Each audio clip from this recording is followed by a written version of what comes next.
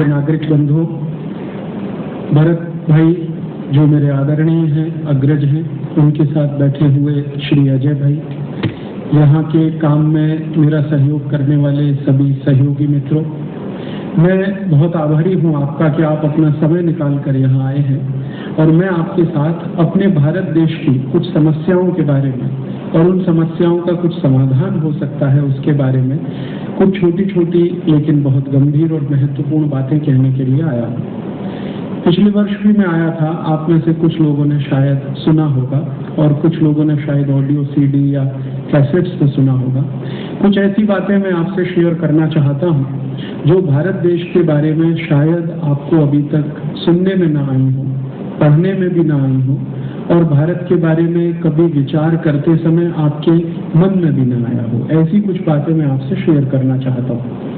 मेरी कुछ बातें शेयर करूं उसके पहले एक छोटी सी जानकारी देना चाहता हूं जो मेरे परिचय से जुड़ी हुई है। आप सब जानते हैं कि भारत देश में 1984 में एक बहुत बड़ी दुर्घटना हुई थी भोपाल शहर में, जिसमें लगभग 20,000 से ज्यादा लोग मरे थे और 1 लाख से ज्यादा लोग 10 वर्षों में मरे थे। 20,000 लोग तो एक रात में मरे थे और 1 लाख से ज्यादा लोग 10 वर्षों में मरे थे 1984 से 1994 के बीच में, और 5 लाख लोग जिंदगी भर के लिए विकलांग हो गए, यानी जिनका जीवन हमेशा के लिए खत्म हुआ। इतनी बड़ी दुर्घटना पिछले 500 साल में दुनिया में कहीं नहीं हुई, वो हमारे देश में हुई। थोड़े दिन पहले अमेरिका में एक दुर्घटना हुई थी जब उनके 2 टावर टूट गए थे, ट्रेड सेंटर, उसमें भी मात्र 3,000 लोग मरे थे। और वो 3,000 लोगों के मरने का दुष्परिणाम क्या हुआ पूरी दुनिया पर, वो आपने अपनी आंखों के सामने देखा। अमेरिका ने सारी दुनिया को सिर पर उठा लिया और 2 देशों को जितना कर सकता था उतना बर्बाद किया उसने। इसी अमेरिका देश की एक कंपनी ने 1984 3 दिसंबर को भारत देश के 20,000 लोगों को मारा था। इसी अमेरिका की एक कंपनी। अमेरिकन नागरिक मर जाए तो इराक और अफगानिस्तान पे हमला किया जा सकता है। भारत के 20,000 नागरिक अमेरिका की कंपनी ने मार डाले। दुनिया में कभी किसी ने ये सवाल नहीं उठाया कि इसका न्याय क्या होना चाहिए। जो कंपनी इस काम में इन्वॉल्व थी भोपाल गैस कांड में, यूनियन कार्बाइड, उसका chief executive officer Warren Anderson, उसके खिलाफ हमारे सुप्रीम कोर्ट ने आदेश दिया। सुप्रीम कोर्ट के आदेश पर भोपाल की अदालत ने वारंट डिक्लेयर किया, नॉन अवेलेबल वारंट डिक्लेयर किया, लेकिन ये वारंट डिक्लेयर हुआ 1986 में और अभी 2004 तक उसका पालन नहीं किया गया। वॉरेन एंडरसन को अरेस्ट नहीं किया गया। इससे भी ज्यादा दुख और दुर्भाग्य इस भारत देश में ये है कि अभी थोड़े दिन पहले भारत देश के एक धर्मगुरु को गिरफ्तार कर लिया गया एक झूठे बयान के आधार पर, लेकिन सारी दुनिया के सामने जो सिद्ध हुआ भोपाल गैस कांड, उसके लिए जिम्मेदार व्यक्ति को अभी तक गिरफ्तार नहीं किया गया। ना पुलिस ने कोई कार्यवाही की, ना भारत सरकार ने। भारत सरकार अभी तक अमेरिका के साथ निगोशिएट कर रही है और वो निगोशिएशन पता नहीं अगले 50 साल तक चल सकते हैं कि वॉरेन एंडरसन को भारत में भेज दिया जाए, और अमेरिकन गवर्नमेंट कह रही है कि हम उसे भारत में नहीं भेज सकते। मैंने इस पर जानने की कोशिश की कि अमेरिकन गवर्नमेंट को वॉरेन एंडरसन से क्या लेना देना। वॉरेन एंडरसन अमेरिका की एक कंपनी का मालिक कहिए, उससे अमेरिका की सरकार को इतना प्रेम क्यों है जो वो भारत सरकार की बात को बराबर मना कर रही है। बाद में पता चला कि वॉरेन एंडरसन अमेरिका में कोई छोटी मोटी हस्ती नहीं है।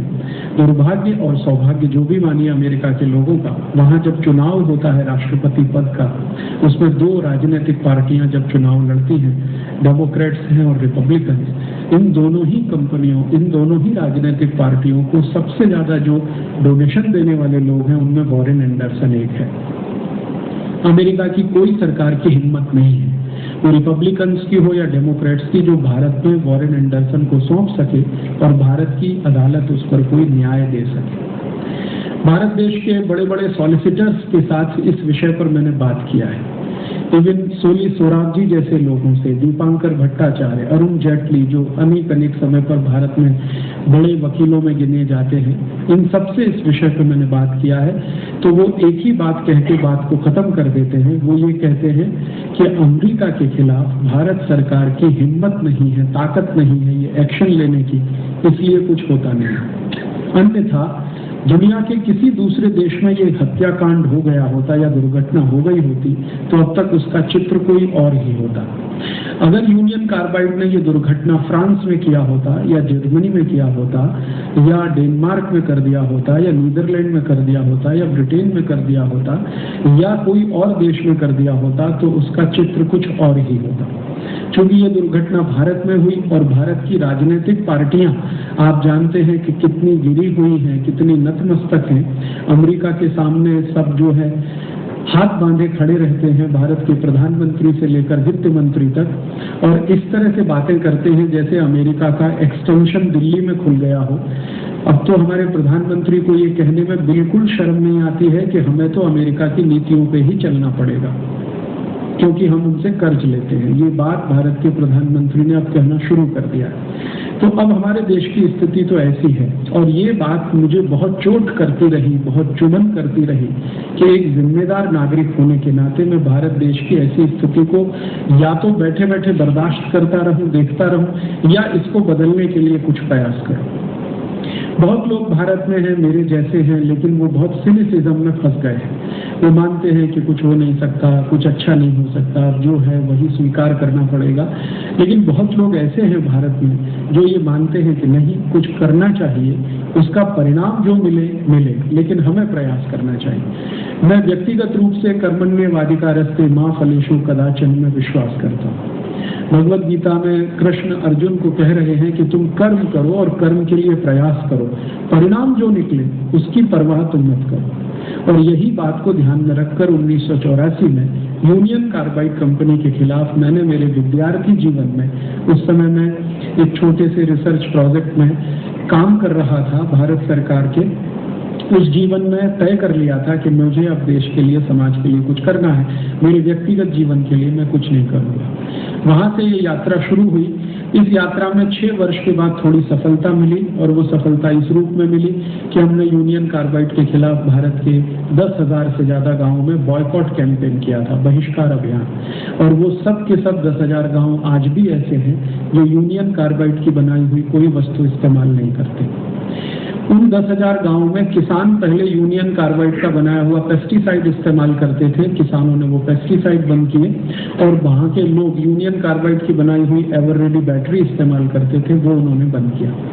बाद में हम लोगों ने मुंबई के शेयर मार्केट में एक कैंपेन किया था और मुंबई के शेयर ब्रोकर्स ने हमें बहुत मदद किया। उन्होंने यूनियन कार्बाइड के बहुत सारे शेयर्स जो खरीदे हुए थे वो बेचना शुरू किया और नए शेयर्स खरीदना बंद किया। उससे यूनियन कार्बाइड कंपनी को काफी नुकसान हुआ। और ये सब अभियान चलाते चलाते बहुत सारे धर्म गुरुओं का भी हमें आशीर्वाद मिला, मदद मिली। परिणाम ये हुआ कि एक दिन यूनियन कार्बाइड ने भारत को छोड़ दिया।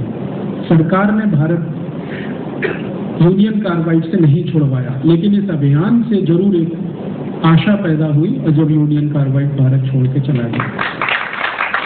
और आप जानते हैं कि बाद में वो यूनियन कार्बाइड कंपनी अमेरिका से भी चला गया। माने अब यूनियन कार्बाइड कंपनी का अमेरिका में भी कोई अस्तित्व नहीं है और अब उस कंपनी की सारी संपत्ति अमेरिका की कुछ दूसरी कंपनियों के द्वारा टेक ओवर की गई है और भारत में भी अब उसका कोई अस्तित्व नहीं। ये सब काम करते करते मेरे मन में बहुत सारे प्रश्नों का निर्माण हुआ था। उनका समाधान ढूंढने के लिए मैंने कुछ अभ्यास करना शुरू किया था, अध्ययन करना शुरू किया था। और वो अध्ययन करना ये शुरू किया कि आखिरकार ये यूनियन कार्बाइड कंपनी आई कैसे भारत में। तो पता चला कि एक मेमोरेंडम ऑफ अंडरस्टैंडिंग साइन हुआ भारत सरकार और कंपनी के बीच में। तो उस एमओयू में क्या लिखा गया, वो सब दस्तावेज जब मैंने देखे तो मुझे पता चला कि इसमें तो बहुत बड़ा घोटाला हुआ, क्योंकि एमओयू में जो कुछ लिखा गया वो कुछ भी यूनियन कार्बाइड ने भारत में कभी किया नहीं, और जो एमओयू में नहीं लिखा गया वही सब कुछ आकर उन्होंने भारत में किया। तो मैंने इस बात को भारत सरकार के एक उद्योग मंत्री के सामने कहा था कि जो एमओयू आपने लिखा, साइन किया है कंपनी के साथ, अगर कंपनी उसको फॉलो नहीं कर रही है तो आपने उसके खिलाफ कोई केस क्यों नहीं किया और उसके खिलाफ कोई काम क्यों नहीं किया, एक्शन क्यों नहीं लिया। तो वो इंडस्ट्री मिनिस्टर आज भी भारत सरकार में दुर्भाग्य से मिनिस्टर हैं। उन्होंने मुझे बहुत मजाकिया हंसते हुए ये कहा था कि ये ऐसी बहुत सारी कंपनियां भारत में हैं जो एमओयू साइन करते समय में कुछ कहती हैं और उसके ठीक उल्टा करती हैं, लेकिन भारत सरकार उनके खिलाफ कभी कोई कार्यवाही नहीं करती। उसका कारण है कि उसमें पैसे का लेन देन होता है, और ये पैसे का लेन देन कितने बड़े पैमाने पर हो सकता है ये जानने की जब मैंने कोशिश की तो पता चला कि सिर्फ यूनियन कार्बाइड वाले केस में 480 करोड़ रुपए का लेन देन हुआ, सिर्फ एक कंपनी के केस में। फिर मुझे लगने लगा कि अगर एक कंपनी में 480 करोड़ का लेन देन हुआ तो ऐसी भारत में सैकड़ों कंपनियां हैं, उसमें कितना हुआ होगा। ऐसे ऐसे विषय में मैं आगे उतरता गया। बाद में मुझे एक ऐसे सज्जन, एक ऐसे सत्पुरुष के साथ परिचय हो गया जो बहुत बड़े इतिहासकार हैं और भारत पर बहुत उन्होंने अभ्यास किया है। 40 वर्षों तक भारतीय इतिहास का अध्ययन करते रहे हैं। उनको धर्मपाल जी के नाम से पूरा भारत देश जानता है, बहुत नोटेड हिस्टोरियन है। एक बार जब मैं उनसे ये बात करता था तो उन्होंने कहा कि देखो ये जो यूनियन कार्बाइड का प्रॉब्लम है ये कोई नया नहीं है, ऐसा भारत में पहले भी कई बार हुआ है।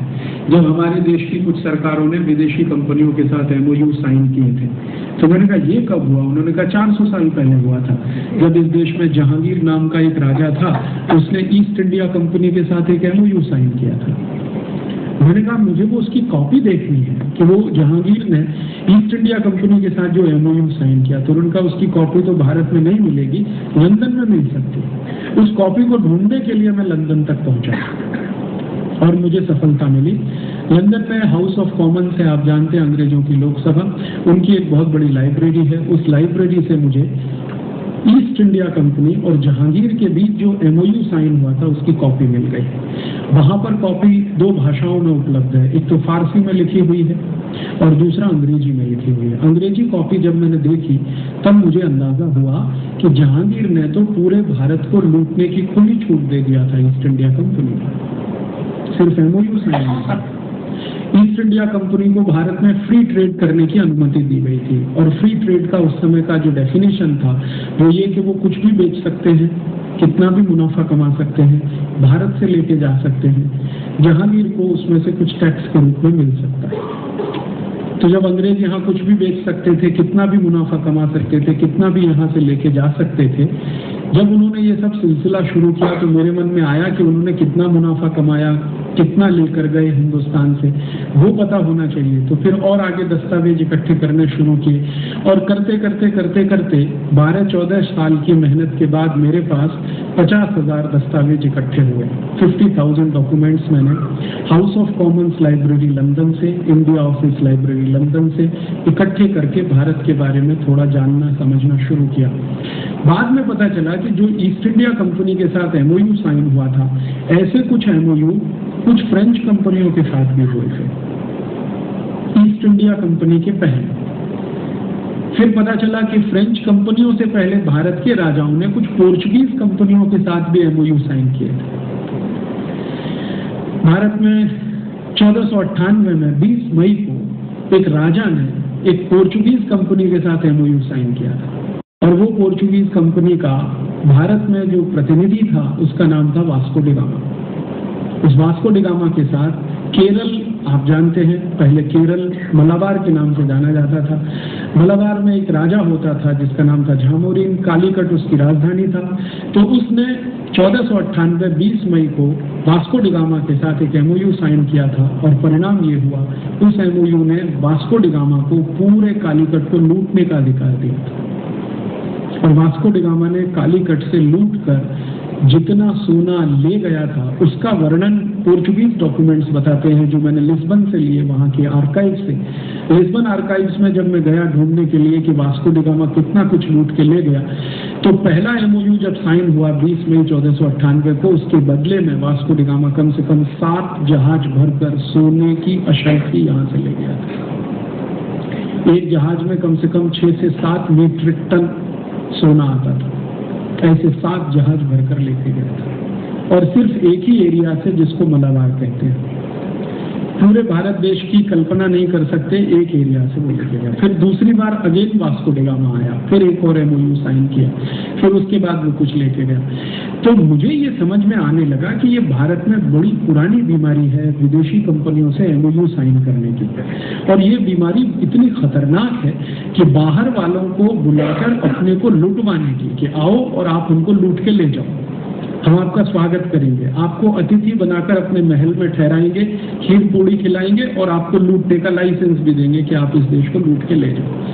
तो ये बीमारी जब इतनी ज्यादा पुरानी है तो मैंने सोचना शुरू किया कि इसके गहरे कुछ निहितार्थ होने चाहिए, और उस दिशा में बढ़ते कुछ समझ में आने लगा, और वो समझ में आते आते आज इस निष्कर्ष पे मैं पहुंचा कि ये बीमारी जो भारत में 14वीं शताब्दी में आई थी, वो बीमारी अब 21वीं शताब्दी में और ज्यादा तीव्रता से आ गई।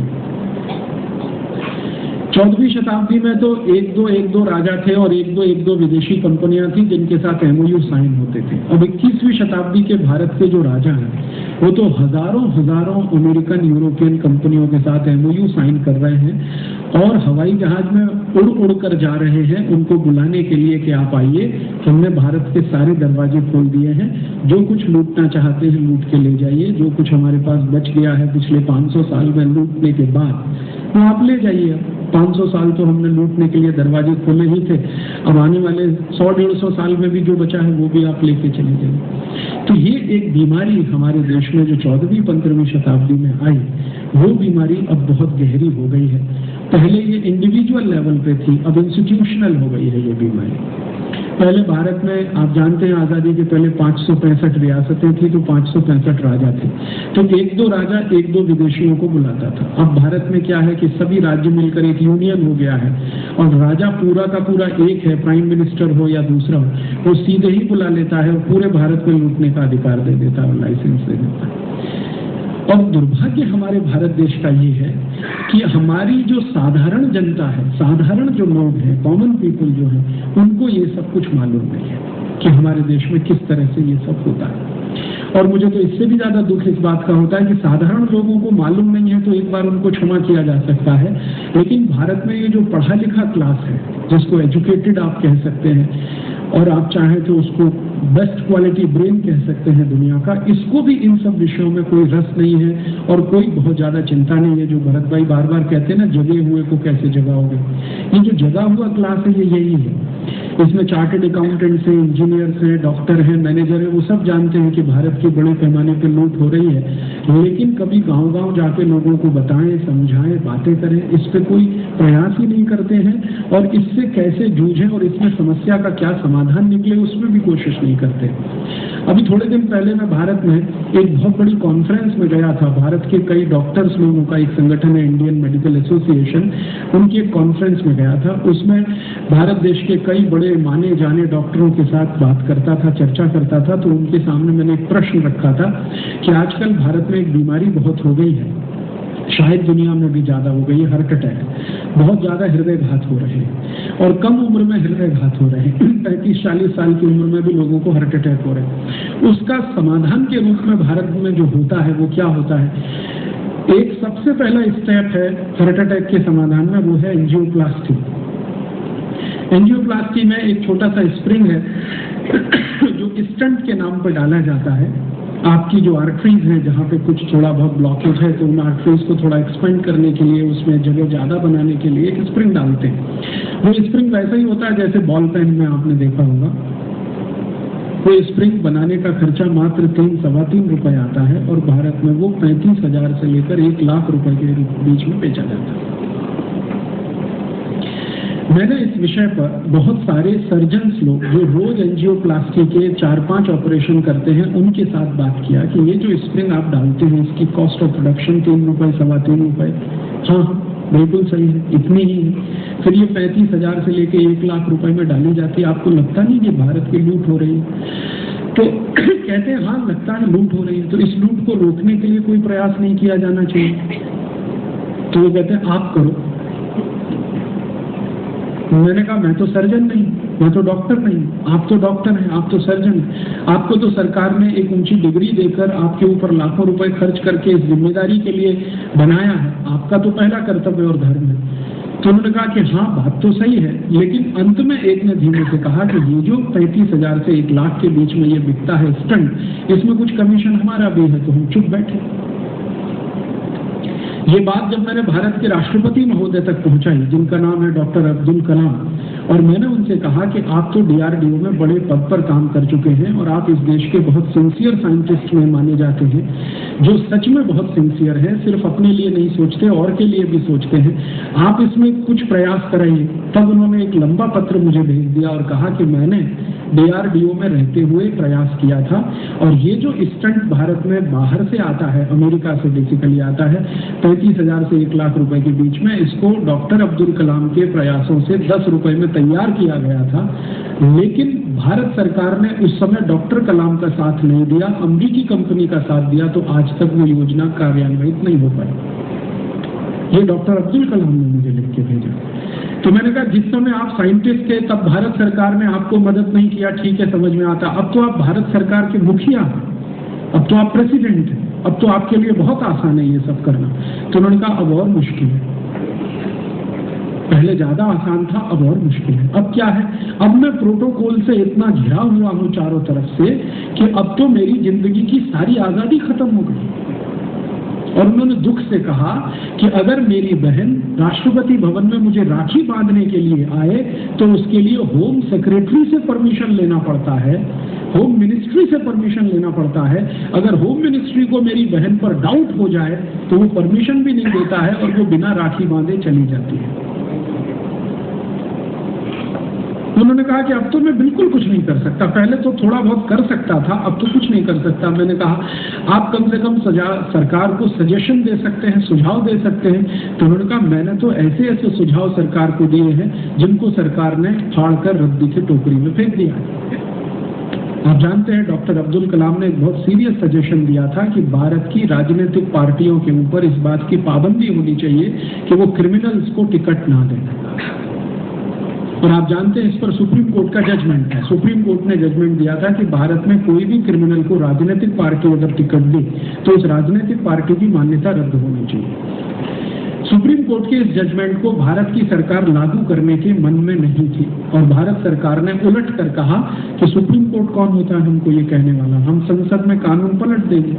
तो सुप्रीम कोर्ट का ये जजमेंट पलटने के लिए भारत के घोटालेबाज नेताओं ने, भ्रष्ट नेताओं ने, हरामखोर नेताओं ने एक साथ मिलकर एक ऐसा कानून बना दिया जिससे सुप्रीम कोर्ट का ये जजमेंट ही निष्प्रभावी हो गया और वो आज तक लागू नहीं हुआ। डॉक्टर कलाम को इसका बहुत धक्का लगा है और आज तक वो उस धक्के से उबर नहीं पाए। उन्होंने कहा कि मैंने तो एक कोशिश की थी भारत के हित में कुछ अच्छा हो जाए, लेकिन ये राजनीतिक पार्टियों का ऐसा समूह जो यहाँ बैठ गया है ये तो कुछ करने नहीं देता है। और उन्होंने व्यक्तिगत बातचीत में ये स्वीकार किया है कि अब भारत में कुछ अच्छा होगा तो जमीन से कोई रिवॉल्यूशन हो तो संभव है, दिल्ली बैठकर कुछ नहीं हो सकता। वो भी इस निष्कर्ष पर पहुंच चुके हैं।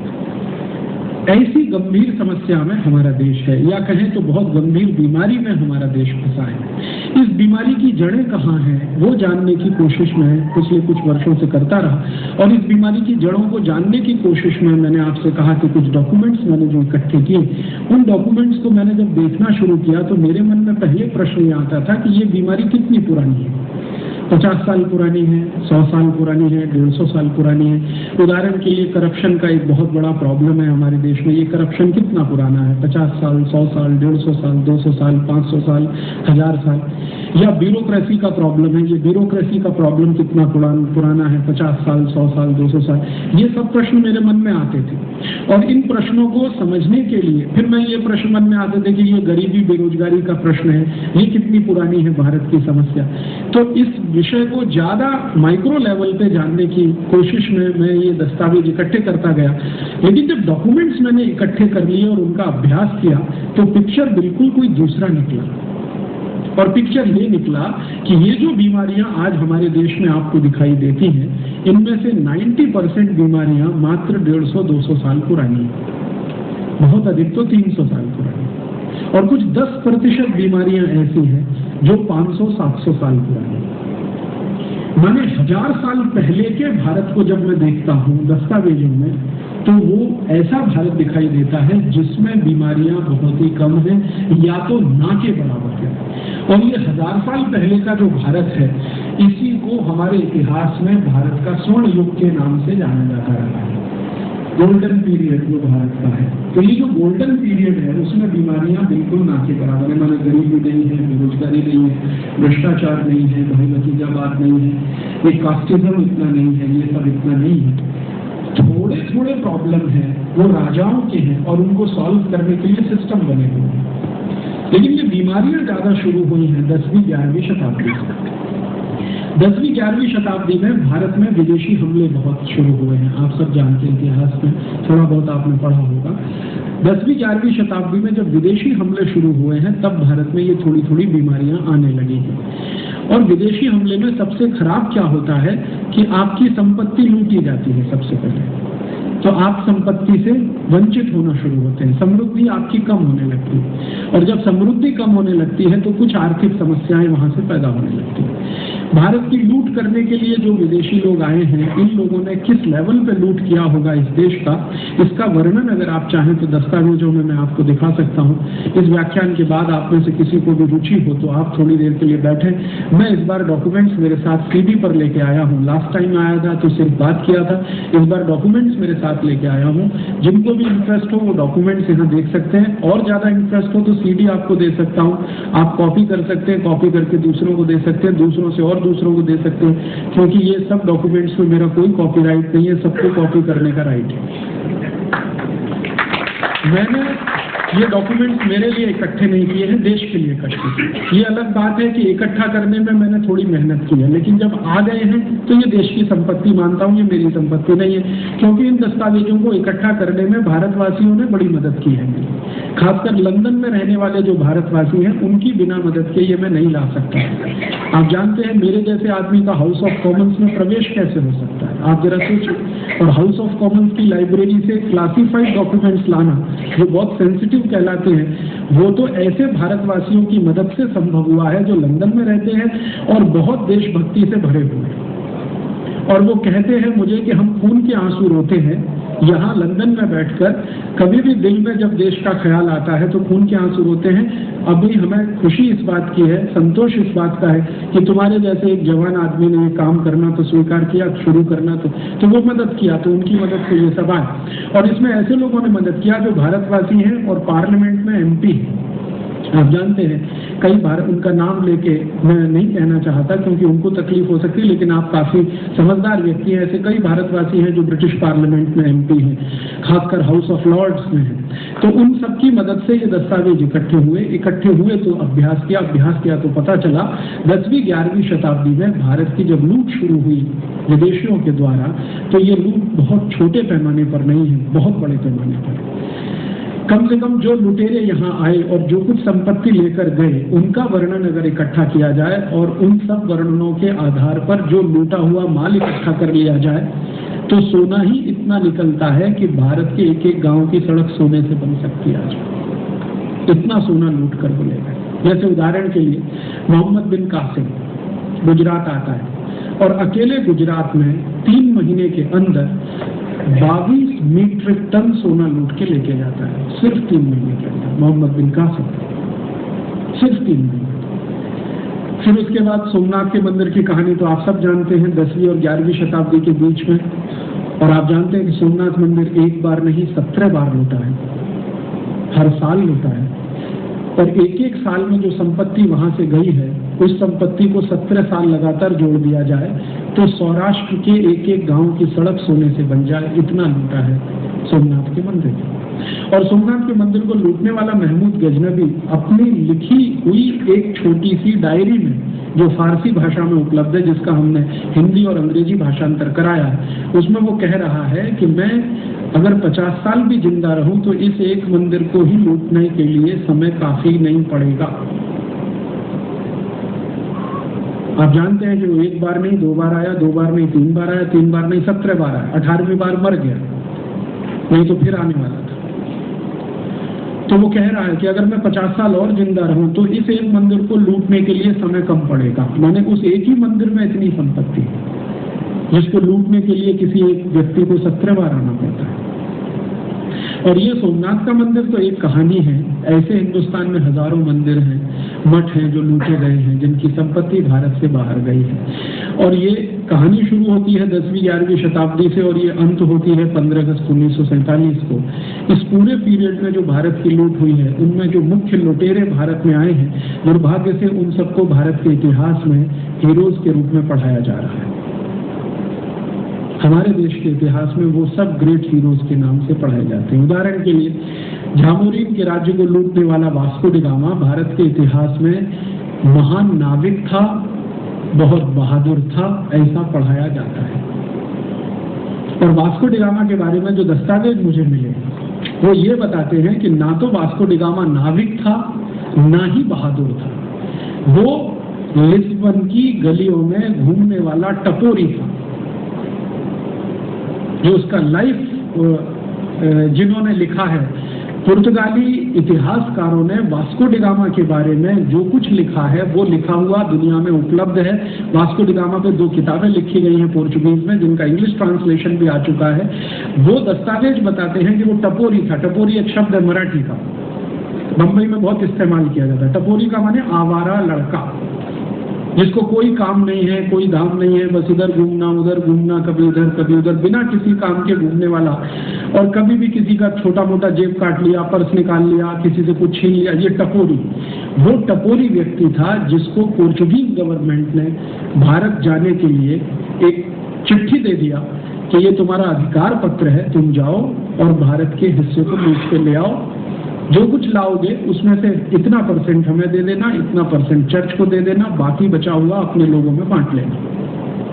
बाकायदा अधिकार पत्र उसको दिया गया।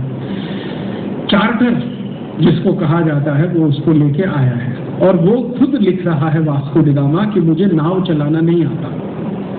और भारत के इतिहास के विद्यार्थी पढ़ रहे हैं कि वो बहुत महान सेलर था, उसको नाव चलाना नहीं आता। वो कहता है कि मैंने कभी जिंदगी में नाव नहीं चलाई और वो कहता है मुझे बहुत डर लगता है समुद्र यात्रा करने में, क्योंकि कभी भी नाव डूब जाती है। तो नाव कौन चलाता था वास्को डी गामा की? वास्को डी गामा की नाव एक गुजराती भाई चलाता था जो उसने नौकर रखा हुआ था। और वो गुजराती भाई जो था वो कच्छ का था। कच्छ में मांडवी नाम का एक गांव है। उस मांडवी का रहने वाला एक नाविक वास्को डी गामा के यहाँ नौकरी करता था। वो नाव लेके आया था क्योंकि कान्होजी, भरत भाई को उनका नाम मालूम, मैं भूल गया। मांडवी का रहने वाला एक कच्छी नागरिक वास्को डी गामा की नाव लेके भारत आया था। क्यों? प्रश्न उठता है क्यों? इसलिए कि गुजराती लोग सबसे ज्यादा व्यापार करने के लिए परदेश जाते थे। भारत देश में सबसे ज्यादा विदेश व्यापार करने वाला अगर कोई एक राज्य माना जाए तो वो गुजरात है। दूसरा विदेश व्यापार करने वाला अगर कोई सेकंड कैटेगरी का राज्य है तो वो राजस्थान का है। ये राजस्थानी और गुजराती समाज के लोग सबसे ज्यादा विदेश व्यापार में थे और आज से नहीं 1000 साल, 1500 साल से, 2000 साल से भारत का विदेश व्यापार बहुत पुराना है। कुछ देशों ने आज एक्सपोर्ट करना शुरू किया, हम बहुत साल से एक्सपोर्ट करते रहे। और गुजरात एरिया से सबसे ज्यादा व्यापारी विदेश जाते थे व्यापार करने के लिए। वो अपने साथ जो नाविकों को लेके जाते थे उनमें से एक नाविक था और वो नाविक गलती से एक बार पुर्तगाल पहुंच गया तो उसको पकड़ के बंद किया था सरकार ने, उसको वास्को डी गामा के साथ भेज दिया था और वो उसकी नाव लेके आया था। उसको सारे रास्ते मालूम थे भारत आने के। वास्को डी गामा को कुछ नहीं मालूम था, कभी उसने समुद्र यात्रा नहीं की थी। तो ये नाविक था भारत का, वो लेके आया था वास्को डी गामा को। और वास्को डी गामा अपने मेमोइर्स में लिख रहा है, अपनी डायरी में, कि मैं जो जहाज लेके भारत में आया तो मैं मानता था कि मेरे पास सबसे बड़ा जहाज है पुर्तगाल का, क्योंकि वो पुर्तगाल सरकार का जहाज था। लेकिन उसने कहा कि जब मैं भारत आ गया तो मैंने देखा मुझसे भी 20-20 गुने बड़े जहाज भारत में पहले से हैं। और वो कह रहा है कि जहाज बनाने में भारत के नागरिकों का, माने भारत के जो टेक्नोलॉजी के एक्सपर्ट्स हैं नेविगेशन के, उनका कोई सानी नहीं है। इस क्वालिटी के जहाज वो बनाते हैं कि हम कल्पना नहीं कर सकते। उसके जहाज से 20 गुने बड़े जहाज भारत में थे। वो लिख रहा है अपनी डायरी और कह रहा है कि उनका स्टील बहुत अच्छी क्वालिटी का है, उनकी लकड़ी बहुत अच्छी क्वालिटी की है। और वो कहता है कि जहाज बनाने की इंडस्ट्री भारत की सबसे अच्छी इंडस्ट्रीज में एक है। और आप जानते हैं कि ये कच्छ में कई गांव हैं जहां जहाज बनाने का काम होता रहा है। और सिर्फ कच्छ में ही नहीं, भारत के कोस्टल बेल्ट के जितने भी बड़े गांव हैं सभी में जहाज बनाने का काम बड़े पैमाने पे होता रहा है। और ये आज का नहीं है, 1000, 1200, 1500 साल पहले का है। तो वो कह रहा है कि मैं तो यहाँ आ गया, इसकी वजह से माने वो गुजराती नागरिक उसको ले आया और लूट के जो ले गया है। वास्को डी गामा भी एक बार नहीं आया भारत में, बार बार आया है और बार बार यहाँ से लूट के ले गया। और वास्को डी गामा जैसे बहुत सारे हैं। डुप्ले आया, एक फ्रांसीसी है, वो यहाँ से लूट के ले गया है। डुप्ले जब यहाँ आया है तो उसकी जेब में मुश्किल से 50 फ्रैंक है, फ्रांस की करेंसी फ्रैंक 50 मुश्किल से। और जब वो यहाँ से गया है तो उसने काउंट किया है, उसके पास सोने के रूप में, चांदी के रूप में, हीरे जवाहरात के रूप में कम से कम 10 लाख फ्रैंक की संपत्ति है जब वो यहाँ से गया। एक डुप्ले। और डुप्ले जैसे भारत में 50 से ज्यादा फ्रेंच ऑफिसर्स आए हैं और वो लूट के ले गए हैं इस देश को। ये फ्रांसीसियों की लूटमारी जब बंद हुई है उसके बाद वो ये अंग्रेजों की लूटमारी शुरू हुई है इस देश में, पुर्तगालियों की, फिर फ्रांसीसियों की, फिर अंग्रेजों की। और अंग्रेजों की लूटमारी करने वाले जो बड़े अंग्रेज अधिकारी इस देश में आए जिन्होंने सबसे ज्यादा इस देश को लूटा, उसमें है रॉबर्ट क्लाइव। और रॉबर्ट क्लाइव का बयान मेरे पास है, 3.5 घंटे का उसका स्टेटमेंट है जो ब्रिटिश पार्लियामेंट के सामने उसने दिया है। जब वो यहाँ आया है तो ईस्ट इंडिया कंपनी के क्लर्क की हैसियत से आया है और क्लर्क की हैसियत से उसकी साल की पगार 50 ब्रिटिश पाउंड की है। साल की पगार 50 ब्रिटिश पाउंड की है। और साल की पगार 50 पाउंड की क्लर्क की हैसियत से जब यहाँ आता है रॉबर्ट क्लाइव, तो बाद में उस रॉबर्ट क्लाइव को जिम्मेदारी दी गई है अंग्रेज सेना के सेनापति की। और सेनापति की जिम्मेदारी के बाद वो सिराजुद्दौला के साथ युद्ध लड़ता है। युद्ध में धोखा होता है सिराजुद्दौला को, मीर जाफर से दोस्ती करके वो सिराजुद्दौला के खिलाफ भड़काता है और सिराजुद्दौला की हत्या कराता है। और उसके बाद जो बंगाल का नवाब बनकर इंग्लैंड जाता है और उस इंग्लैंड की पार्लियामेंट में 3.5 घंटे का भाषण देता है और उससे पूछा जाता है कि तुमने भारत से क्या क्या लाया है, तो वो कहता है कि मैं भारत से जो संपत्ति लाया हूँ वो कम से कम 1 करोड़ ब्रिटिश पाउंड के बराबर है। पहली बार जब वो गया है। आप शायद जानते हैं कि ये साधारण सा क्लर्क, ईस्ट इंडिया कंपनी का साधारण सा क्लर्क रॉबर्ट क्लाइव जब भारत से वापस गया है पहले ही बार में, तो उसने इतनी संपत्ति बनाई है कि एक पूरा द्वीप खरीद लिया उसने, पूरा का पूरा द्वीप। और इतनी संपत्ति वो यहाँ से लेके गया कि उसने उसका म्यूजियम बनाया। और क्लाइव का म्यूजियम आज भी है, आप चाहें तो कभी जाके देखाइए, मैं देख आया। क्लाइव के म्यूजियम में आज भी वो सारे भारत के बेशकीमती हीरे जवाहरात, सोने चांदी के बहुत सारे सामान भरे पड़े हैं जिनको कभी कभी नीलाम किया जाता है। थोड़े दिन पहले एक नीलामी हुई थी, क्लाइव के परिवार के लोगों ने एक कप और एक प्लेट को नीलाम किया था, जो एक कप और एक प्लेट सोने का 47,000 ब्रिटिश पाउंड में नीलाम हुआ अभी थोड़े दिन पहले। और उसी क्लाइव के खजाने में से हमारे देश के एक व्यक्ति विजय माल्या ने एक तलवार लाई, वो रॉबर्ट क्लाइव तो नहीं। जब टीपू सुल्तान के खिलाफ अंग्रेजों ने युद्ध लड़ा तो टीपू सुल्तान की संपत्ति लूट के अंग्रेज ले गए, तो उस संपत्ति में एक तलवार भी थी सोने की। वो तलवार अभी विजय माल्या लेके आई नीलामी में, 1000 पाउंड की। और एक बार एक British museum, Albert hall museum जो लंदन का है, उसके क्यूरेटर को मैंने एक प्रश्न पूछा था कि भाई ये जो म्यूजियम है इंग्लैंड के और पूरे ब्रिटेन के, इन म्यूजियम में जो संपत्ति है उसमें सबसे ज्यादा कहाँ की है? तो उन्होंने कहा भारत की ही है। तो मैंने कहा ये वापस दे दो हमको। तो उन्होंने कहा अगर ये वापस दे देंगे तो भारत सोने की चिड़िया हो सकता है और हम सब सड़क पे आ सकते हैं, इतनी संपत्ति है। और वो संपत्ति के बारे में एक बार भारत की संसद में चर्चा हुई थी और ये चर्चा भारत के पहले वित्त मंत्री ने की थी, सीडी देशमुख ने। जब पंडित नेहरू इस देश के प्राइम मिनिस्टर थे तो सीडी देशमुख उनके फाइनेंस मिनिस्टर हुआ करते थे। इस पे चर्चा हुई थी और बात यहाँ तक आई थी कि इसको वापस लाने के लिए क्या किया जाए, लेकिन बाद में वो आइडिया ड्रॉप कर दिया गया। कारण क्या था? संसद में रिकॉर्ड्स हैं इस बात के, हमारी संसद में बात ये आई कि अंग्रेज इससे नाराज हो जाएंगे और हमें उन्हें नाराज नहीं करना। तो वो नाराज हो जाएंगे, हम उनसे वापस मांगेंगे संपत्ति, तो नाराज नहीं करना। तो हमने क्या किया, अंग्रेजों से संपत्ति तो अपनी वापस नहीं मांगी, अंग्रेजों से भीख मांगना शुरू कर दिया कटोरा लेके, कर्ज के रूप में। और वो कर्ज बढ़ते बढ़ते बढ़ते बढ़ते आज इतना हो गया है कि भारत की सरकार उस कर्जे का ब्याज भरने के लिए कर्ज ले रही है। अगर वही संपत्ति हम वापस ले आते तो हम भारत को फिर से सोने की चिड़िया बना सकते थे, क्योंकि एक रॉबर्ट क्लाइव का अंदाजा आप लगाइए, 1 करोड़ पाउंड की संपत्ति वो ले जाता है, और रॉबर्ट क्लाइव जैसे भारत में 50,000 अंग्रेज ऑफिसर आए 300 साढ़े 300 साल। एवरेज भी निकाला जाए तो आप कल्पना कर सकते हैं कि कितनी संपत्ति यहाँ से गई है। तो इतनी भयंकर लूट इस देश की हुई है पिछले 500, 700, 1000 वर्षों में। उस लूट ने हमारे समाज में एक बीमारी पैदा कर दिया है। वो बीमारी है गरीबी का, भूखमरी का, बेरोजगारी। क्योंकि जब समाज बहुत बड़े पैमाने पर लूटा जाता है तो उसकी समृद्धि में कमी आती है, और समाज की समृद्धि में कमी आती है तो उसके उद्योग, उसका व्यापार, उसकी सारी व्यवस्थाएं गड़बड़ाना शुरू हो जाती है। इसको आप ऐसे समझने की कोशिश करिए, आपके घर को कोई लगातार लूटे तो थोड़े दिन में आपका घर नहीं रहने वाला है। तो इस देश को लगातार लूटा गया तो कुछ रहने वाला नहीं था, तो सब कुछ खत्म हो गया। जो कुछ भी था संपत्ति के नाम पर वो गया। और ये संपत्ति जो हमारी चली गई लूट में, ये आई कहां से हमारे पास? इस पर मैंने थोड़ा अभ्यास करना शुरू किया कि इतना सोना, चांदी, हीरे, जवाहरात भारत में तो होते नहीं। भारत में तो सोना पैदा करने का काम कभी हुआ नहीं। अभी थोड़े दिन पहले कर्नाटक में एक खदान मिली सोने की कोलार में, वो भी थोड़े दिन में बंद हो गई। वहां सोना वहां भी नहीं।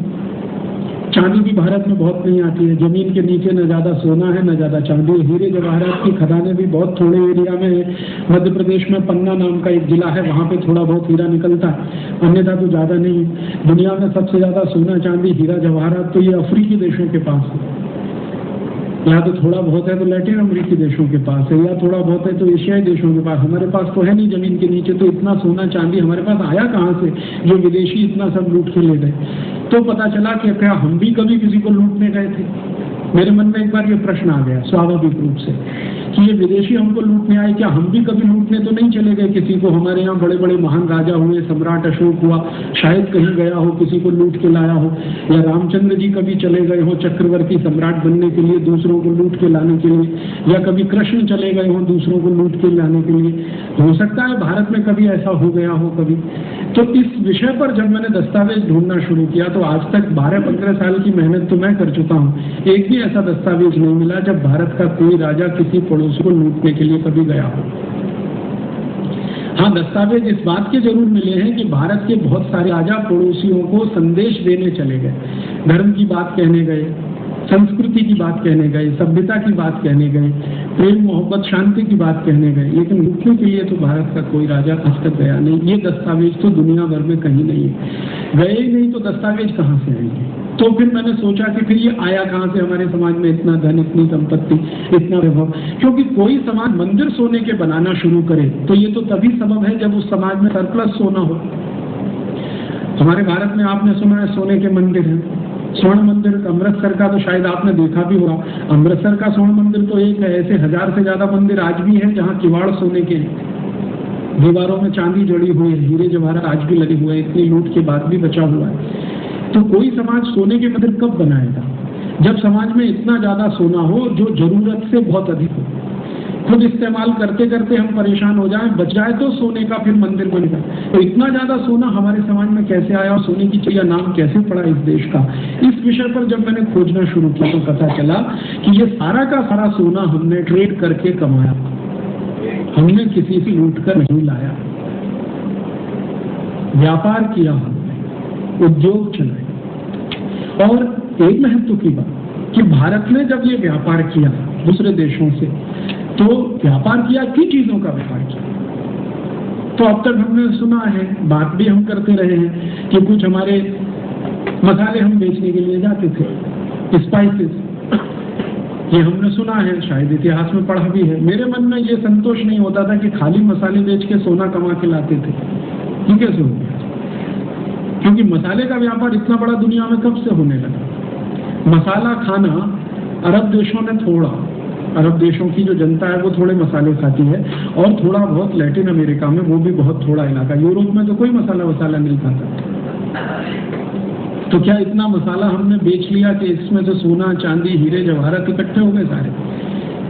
तो पता चला कि हम सिर्फ मसाला ही नहीं बेचते थे, हम बहुत कुछ और दूसरा भी बेचते थे। जब दस्तावेज मैंने इकट्ठे करना शुरू किया तो पता चला मसाला जितना हम बेचते थे उससे कई गुना ज्यादा स्टील बेचते थे दुनिया के देशों को।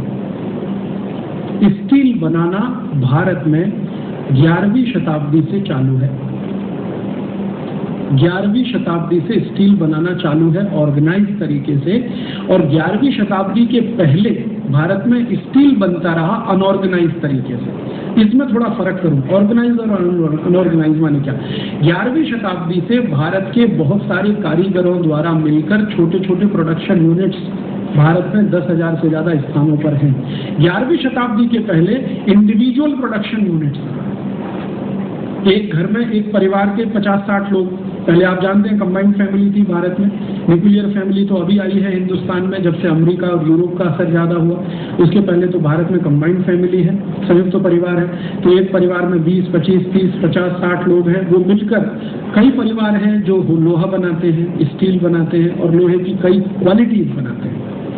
दस्तावेज जो मिले हैं मुझे, वो दस्तावेज ये बताते हैं कि भारत में लोहे का उत्पादन बहुत वर्षों तक दुनिया में सबसे अधिक होता था और हिंदुस्तान का लोहा दुनिया के सभी देशों में जाता था और हिंदुस्तानी लोहे से ही दुनिया के तमाम देशों में कंपनियां पानी के जहाज बनाती थी, जिससे वो व्यापार करने के लिए जगह जगह जाती थी।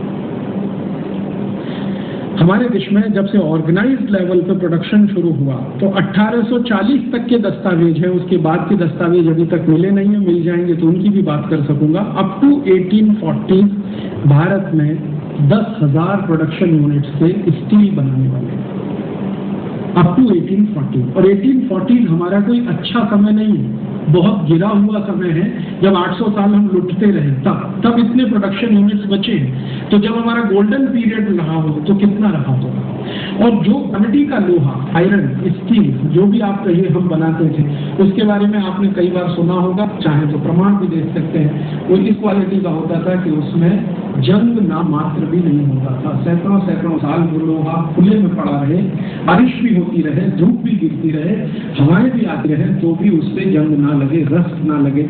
अभी तत्काल देखना हो तो दिल्ली चले जाइए, मेहरौली नाम का गांव है, वहां पर लौह स्तंभ देख लीजिए। और दिल्ली में मेहरौली का जो लौह स्तंभ है, ऐसे दक्षिण भारत में कई मंदिरों में लौह स्तंभ है जो मेरी आंखों में मैंने देखे। इस क्वालिटी का लोहा बना है। और भारत के लोहे की क्वालिटी की चर्चा ब्रिटिश पार्लियामेंट में 23-24 साल होती रही है। एक हीथ नाम का अंग्रेज अधिकारी है जो MP बना है बाद में, हाउस ऑफ कॉमन्स में, बाद में भारत भी आया है और इंडियन आर्मी का बहुत समय तक कर्नल रैंक पे ऑफिसर रहा, बाद में कमांडर बना और कई। वो हीथ की लिखी हुई एक पुस्तक है, वो बहुत साल तक मिलती नहीं थी, आउट ऑफ प्रिंट, और मुझे लगता है वो जानबूझ के किए। उसमें उसने इंडियन स्टील इंडस्ट्री का पूरा वर्णन किया है। हीथ जो है 30 साल भारत में रहा है, 30 साल भारत में अनेक राज्यों में अनेक पदों पर उसने नौकरी की है। अपनी नौकरी के दौरान उसको स्टील बनाने में थोड़ा रस है हीथ को, तो वो लिख रहा है। और उसकी किताब पहले लंदन में छपी, लेकिन आउट ऑफ प्रिंट हो गई। भारत सरकार ने कभी इंटरेस्ट नहीं लिया उस किताब को रीप्रिंट करने का। वो मुझे ऐसे ही एक व्यक्ति है जो मेरे इन सब काम से प्रभावित है, लंदन में कहीं से ढूंढ भर के भेज दिया। वो हीथ की किताब में हीथ कह रहा है हमने 23 साल ब्रिटिश पार्लियामेंट में भारत के लोहे की क्वालिटी पर चर्चा की है और वो क्वालिटी दुनिया में बेजोड़ कोई ऐसा लोहा नहीं बना सकता जो भारत में बनता है। वो कहता है कि भारत के बाद दुनिया में एक ही देश है जो इस क्वालिटी का लोहा बनाने की ताकत रखता है, वो है चीन। और तीसरा वो कहता है कि थोड़ा बहुत लोहा बनाने की ताकत है, वो डेनमार्क के पास है। हम तो सोच ही सकते हैं कि इस क्वालिटी का लोहा बना सके, एक अंग्रेज अधिकारी खुद लेता है। अब वो कहता है कि हमें तो लोहा बनाने की टेक्नोलॉजी भी भारत से ही मिली है। जो कुछ हम यहाँ इंग्लैंड में बनाते हैं वो सब कुछ हमने भारत से ही सीखा है। ब्लास्ट फर्नेस बना अंग्रेजों ने भारत से सीखा। लोहे के लिए ब्लास्ट फर्नेस आप जानते हैं सबसे महत्वपूर्ण हिस्सा होता है जहाँ पर लोहे का कच्चे माल गलाया जाता है, तो गलाने के बाद फिर आगे की प्रक्रिया शुरू होती है। और वो कहता है कि जो इंडियन ब्लास्ट फर्नेस है इसमें 1500 डिग्री सेंटीग्रेड टेम्परेचर बहुत आसानी से आ जाता है इस क्वालिटी ब्लास्ट फर्नेस बनाने के बाद। और वो कहते हैं कि ये ब्लास्ट फर्नेस इतने हल्के हैं कि एक गाँव दूसरे गाँव बैलगाड़ी पर रख के ले जाए जाते हैं। पोर्टेबल माने आप यहाँ आज चलाइए ब्लास्ट फर्नेस, कल दूसरे गाँव में समान चले। तो वो कहते हैं ये हिंदुस्तानी जहाँ जहाँ कच्चा लोहा मिलता है वो सभी गांव में रहने वाले आदिवासी लोहे बनाना जानते हैं और उनकी टीमों से लोहा बनाने का काम होता है। चमकील बनाते हैं, लोहा बनाते हैं, उसको एक्सपोर्ट करते हैं, सोना लाते हैं। ये है लोहा बेचकर सोना लाते रहे हैं और 1-2 साल नहीं सैकड़ों साल तक भी हरे लोहे पे समझ है। आज भी हिंदुस्तान का बना हुआ लोहा के बहुत सारे स्थानों पर मिल जाएगा। आप में से कोई फ्रांस अगर कभी गया हो या आने वाले समय में जाने वाला हो तो आप एक जरूर जाइएगा। फ्रांस में स्थान लूर है, हिंदुस्तान का लोहा वहाँ की क्वालिटी का उस जमाने में बनता था जब लूव्र म्यूजियम बना है। लूव्र म्यूजियम में पूरा हिंदुस्तानी लोहा इस्तेमाल है। नोत्र दाम नाम का एक चर्च है वहाँ का फेमस है। नोत्र दाम चर्च में बिजली को अर्थ करने के लिए, ये जो बिजली बढ़ाते हैं उसको अर्थ करने के लिए रॉड डाली गई है वो हिंदुस्तानी लोहे की। और नोत्र दाम चर्च में हिंदुस्तानी लोहे की बॉडी नहीं है। दीवार में आप जानते हैं हिंदुस्तान में बहुत अद्भुत कार्य है पत्थरों को लोहे जोड़ने की। हमारे यहाँ जितने पुराने आप किले देखें हम पत्थरों में, लेकिन एक पत्थर के बीच में लोहा लगा के उसको कस के बांधने की एक प्रक्रिया टेक्नोलॉजी भारत में विकसित हुई, वो पत्थरों में फिक्स करेगा। आप कोणार्क मंदिर में जाइए आपको दिखाई देगा, शिवाजी के सारे किले देख के आइए आपको वहां दिखाई देगा। पत्थरों को एक दूसरे से जोड़ने के लिए चूना तो लगता ही था, चूने के साथ लोहे के क्लैंप लगते थे।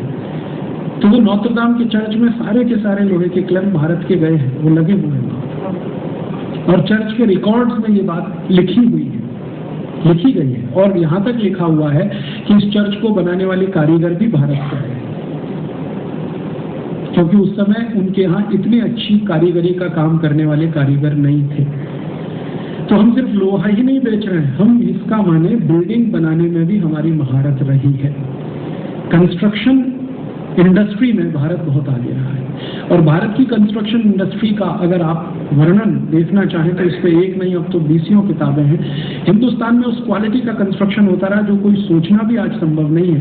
आप कभी राजस्थान आइए, राजस्थान के किले देखिए। जयपुर के पास एक आमेर नाम का छोटा सा स्थान है, आमेर का किला आप देखेंगे तो वहाँ की छत को देखिए, रूफ को देखिए, बहुत लंबी लंबी रूफ बिना किसी सपोर्ट के खड़ी हुई है, ना कोई बीम है ना कोई पिलर है, अभी भी जीवित है।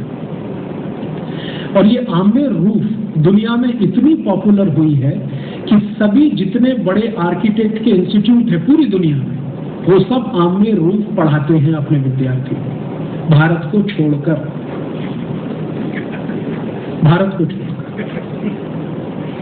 मैंने फ्रांस में देखा, जर्मनी में देखा, डेनमार्क में देखा, नीदरलैंड में देखा, उनके जो आर्किटेक्ट के बड़े इंस्टीट्यूट्स हैं वो आमेर रूफ पढ़ाते हैं अपने स्टूडेंट्स को। भारत की यूनिकनेस है, भारत में नहीं है, उस पर चर्चा भी नहीं होती बाद में। हमारे यहाँ बस इतना ही है कि आमेर का किला देखने जाइए तो वो जो गाइड है ना वो एक वाक्य में आधे मिनट में आपको ये कह देगा कि ऐसे है, उसके आगे कुछ बात करो तो उसको भी नहीं मालूम कि भाई कैसे अजूबा है। आप कल्पना कर सकते हैं 100 मीटर लंबा और 100 मीटर चौड़ा एक हॉल है और उसमें न कहीं कोई पिलर है और न कोई बीम है, कोई सपोर्ट नहीं, कैसे बना है? और आज का नहीं है, 800 साल पुराना है, 900 साल पुराना, 1000 साल पुराना। दुनिया में आज कोई कल्पना कर सकता है 100 मीटर लंबा 100 मीटर चौड़ा हॉल बिना किसी पिलर के और बिना किसी बीम के बना के दिखा देते? मैंने तो बहुत सारे दुनिया भर के एक्सपर्ट्स को पूछा है तो वो कहते हैं ये तो कुछ अजूबा है। और ये अजूबा भारत में करने वाले एक दो नहीं हजारों लोग रहे, अलग अलग समय पर अलग अलग इलाकों में। आमेर रूफ एक तरह की यूनिक हमारी वो रही है, टेक्निक रही है जो दुनिया भर में हमने दी और बहुत सारे देशों ने उसकी नकल करके सीखा। इंग्लैंड में जिसको आर्किटेक्ट का जन्मदाता माना जाता है उसकी लिखी हुई किताब अभी मैं पढ़ रहा था थोड़े दिन पहले, लिटनर करके एक बड़ा इंजीनियर है, कंस्ट्रक्शन का एक्सपर्ट है, वो कहता है कि हमने तो कंस्ट्रक्शन सीखा है भारत से। ये अलग बात है कि जिनसे हमने सीखा उन्हीं को हमने मार डाला, तो अपनी ही किताब में लिखा हमने सीखा है भारत से, लेकिन ये अलग बात है कि हमने जिनसे सीखा उन्हीं को मार डाला। क्यों? सबूत नष्ट करने के लिए मार डाला। तो हुआ ये होगा कि भारत में इस तरह के जो विशेषज्ञ रहे होंगे इनको ये पकड़ के ले गए होंगे, सीख लिया होगा, फिर उनको मार डाला होगा। ये तो उनकी पॉलिसी रही है तुरंत। तो इस तरह से तो यहाँ से कंस्ट्रक्शन का इतना बड़ा काम होता है तो कंस्ट्रक्शन मटेरियल भी एक्सपोर्ट होता है। यहाँ से ब्रिक्स एक्सपोर्ट हुई है, दुनिया भर में ब्रिक्स बनाने की टेक्नोलॉजी 2 ही देशों से गई है, एक तो चीन, दूसरा भारत। यही 2 देश हैं जिन्होंने दुनिया भर को ब्रिक्स बनाने सिखाया। और चूने का इस्तेमाल जो सीमेंट से 1000 गुना ज्यादा ताकतवर है, जिसकी उम्र कम से कम 500 साल है, अधिक से अधिक 1500 साल है। सीमेंट की अधिक से अधिक उम्र 100 साल है, चूने की उम्र अधिक से अधिक 1500 साल है। वो चूने का काम इस देश में साधारण गांवों में होता रहा है। और खासकर जो इलाके में लाइमस्टोन मिलता है भारत में, वो सभी इलाके में ये होता है। आप कभी जाइए, बेस्ट क्वालिटी लाइमस्टोन मिलता है गुजरात में। गुजरात में भी जूनागढ़ के आसपास के एरिया में आप ढूंढेंगे, आपको बहुत सारे गांव मिलेंगे। वो गांव हिंदुस्तान में चूना बनाने वाले सबसे बड़े केंद्र रहे हैं 1000 साल पहले, 1200 साल पहले। और वो चूना बना बना के बेचते रहे और बदले में सोना लेके आते रहे। तो हम लोहा बेचते थे, सोना चूना बेचते थे, कंस्ट्रक्शन मटेरियल में ब्रिक्स बेचते थे हिंदुस्तान से, और क्या बेचते थे, कपड़ा बेचते थे। कपड़े की कहानी तो आप सब जानते हैं कि हिंदुस्तान में इस क्वालिटी का कपड़ा बनता था, दुनिया भर के देश हमसे कपड़ा खरीदते थे। और इतना ही नहीं, 36 तरह के आइटम्स हिंदुस्तान से एक्सपोर्ट होते थे। ये जो एक्सपोर्ट है, इसके बदले में सोना, चांदी, हीरे, जवाहरात हमने लिए हैं। और तब समाज में इतनी समृद्धि आई है। हमने किसी को लूट कर समृद्धि नहीं कमाई है, व्यापार करके समृद्धि कमाई है। और भारत के व्यापारी दुनिया भर में मशहूर रहे हैं 2 बातों के लिए। एक बार जबान से कह दिया तो कुछ भी हो जाए, पलटना नहीं है। ये भारत के व्यापारियों के बारे में दुनिया भर में कहा जाता है। जबान दे दी, बात खत्म हो गई, फिर रेट ऊपर हो जाए नीचे हो जाए, सवाल ही नहीं उठता, घाटा उठा लेंगे, लेकिन जवान वापस नहीं लेते। और भारत के व्यापारी इतने बड़े पैमाने पर सारा व्यापार मौखिक करते रहे हैं, ओरल। क्यों? विश्वास का प्रश्न। कह दिया है भारतीय व्यापारी ने, तो यूरोप में माना जाता है कि भारत का व्यापारी अगर कह गया है तो घाटा खुद उठा लेगा, लेकिन खरीदने वाले को कोई घाटा नहीं होने वाला। इसलिए यूरोप में और अरब देशों में और अफ्रीकी देशों में सबसे ज्यादा व्यापार भारतीय व्यापारियों से ही होता है, क्योंकि जवान के पक्के। बात कह दी तो फिर में का सवाल ही नहीं। प्रभुकुल रीति सदा चली आई, प्राण जाए तो वचन न जाए। एक बार वचन दे दिया है तो फिर प्रश्न ही नहीं उठता। ये हमारे एथिक्स रहे हैं। आज के जमाने में चाइनीज लोगों से जरा व्यापार करके तो देख लीजिए, सवेरे का रेट शाम को थोड़ा भी चेंज हो गया ना, तो आप ऊपर शीर्षासन कर लीजिए। या चाइनीज को छोड़िए, ताइवानीज लोगों से व्यापार करके देख लीजिए, अमरीकियों से करके देख लीजिए, ब्रिटिश लोगों से करके देख लीजिए। जरा सा रेट चेंज होते ही फिर वो किस तरह से ऊपर नीचे करना शुरू करते हैं। और यही देशों में लिखे हुए आर्काइवल डॉक्यूमेंट्स बताते हैं कि हिंदुस्तानी व्यापारी एक बार जबान दे दे तो पीछे नहीं हटने वाला। तो ये जो हमारी बात रही है, क्वालिटी, इसको मानना चाहिए। इस क्वालिटी के कारण हम बहुत बिजनेस करते रहे, बदले में ये सब कमाया हमने, उससे ये सब समाज समृद्धशाली हुआ। अब जब इतना सब संपत्ति इकट्ठी हुई तो विदेशियों ने लूटने के लिए यहाँ आना शुरू किया, नहीं तो क्यों आएंगे। भारत में 2 तरह के विदेशी आए। 10th सेंचुरी के पहले जो विदेशी आए वो ज्ञान लेने आए इस देश में, जैसे ताइवान से आए, चाइना से आए, जापान से आए, जिन्होंने बौद्ध धर्म यहाँ सीखा, फिर अपनाया, फिर लेके चले गए। वेनसांग का नाम आपने सुना, और भी ऐसे। चेंग हो नाम का एक बड़ा चाइनीज है जो भारत में 14 बार आया है, आर्मी ऑफिसर है, नेवल ऑफिसर है, और इतना प्रभावित हुआ है कि भारत के कई राजाओं से उसने एग्रीमेंट किया है और वो भारत की नेवल सिक्योरिटी के काम में लगा रहा बहुत साल तक। चेंग हो up to 14th century Bharat की पूरी ये कोस्टल बेल्ट की सुरक्षा एक चाइनीज एडमिरल करता रहा, उसकी आर्मी करती रही। वो प्रभावित हुए हैं भारत से, यहाँ से बुद्धिज्म उन्होंने लिया है। तो 10वीं शताब्दी के पहले कुछ लोग आए भारत में, वो आए हैं ज्ञान लेने। धर्म का बात है, अब अध्यात्म की बात है, ईश्वर प्राप्ति की बात है। कहते हैं कि सिर्फ जीवन में भौतिकता ही सब कुछ नहीं है, ईश्वर प्राप्ति भी उसका एक बहुत बड़ा दूसरा हिस्सा है, लक्ष्य है। तो यहाँ ये जो आध्यात्मिकता रही है, धार्मिकता रही है, इसके लिए भी बहुत सारे विदेशी आते रहे। लेकिन वो 10वीं शताब्दी के पहले। 10वीं शताब्दी के बाद जो विदेशी आए हैं वो मुख्यतः लूटने आए हैं, लुटेरे के रूप में आए।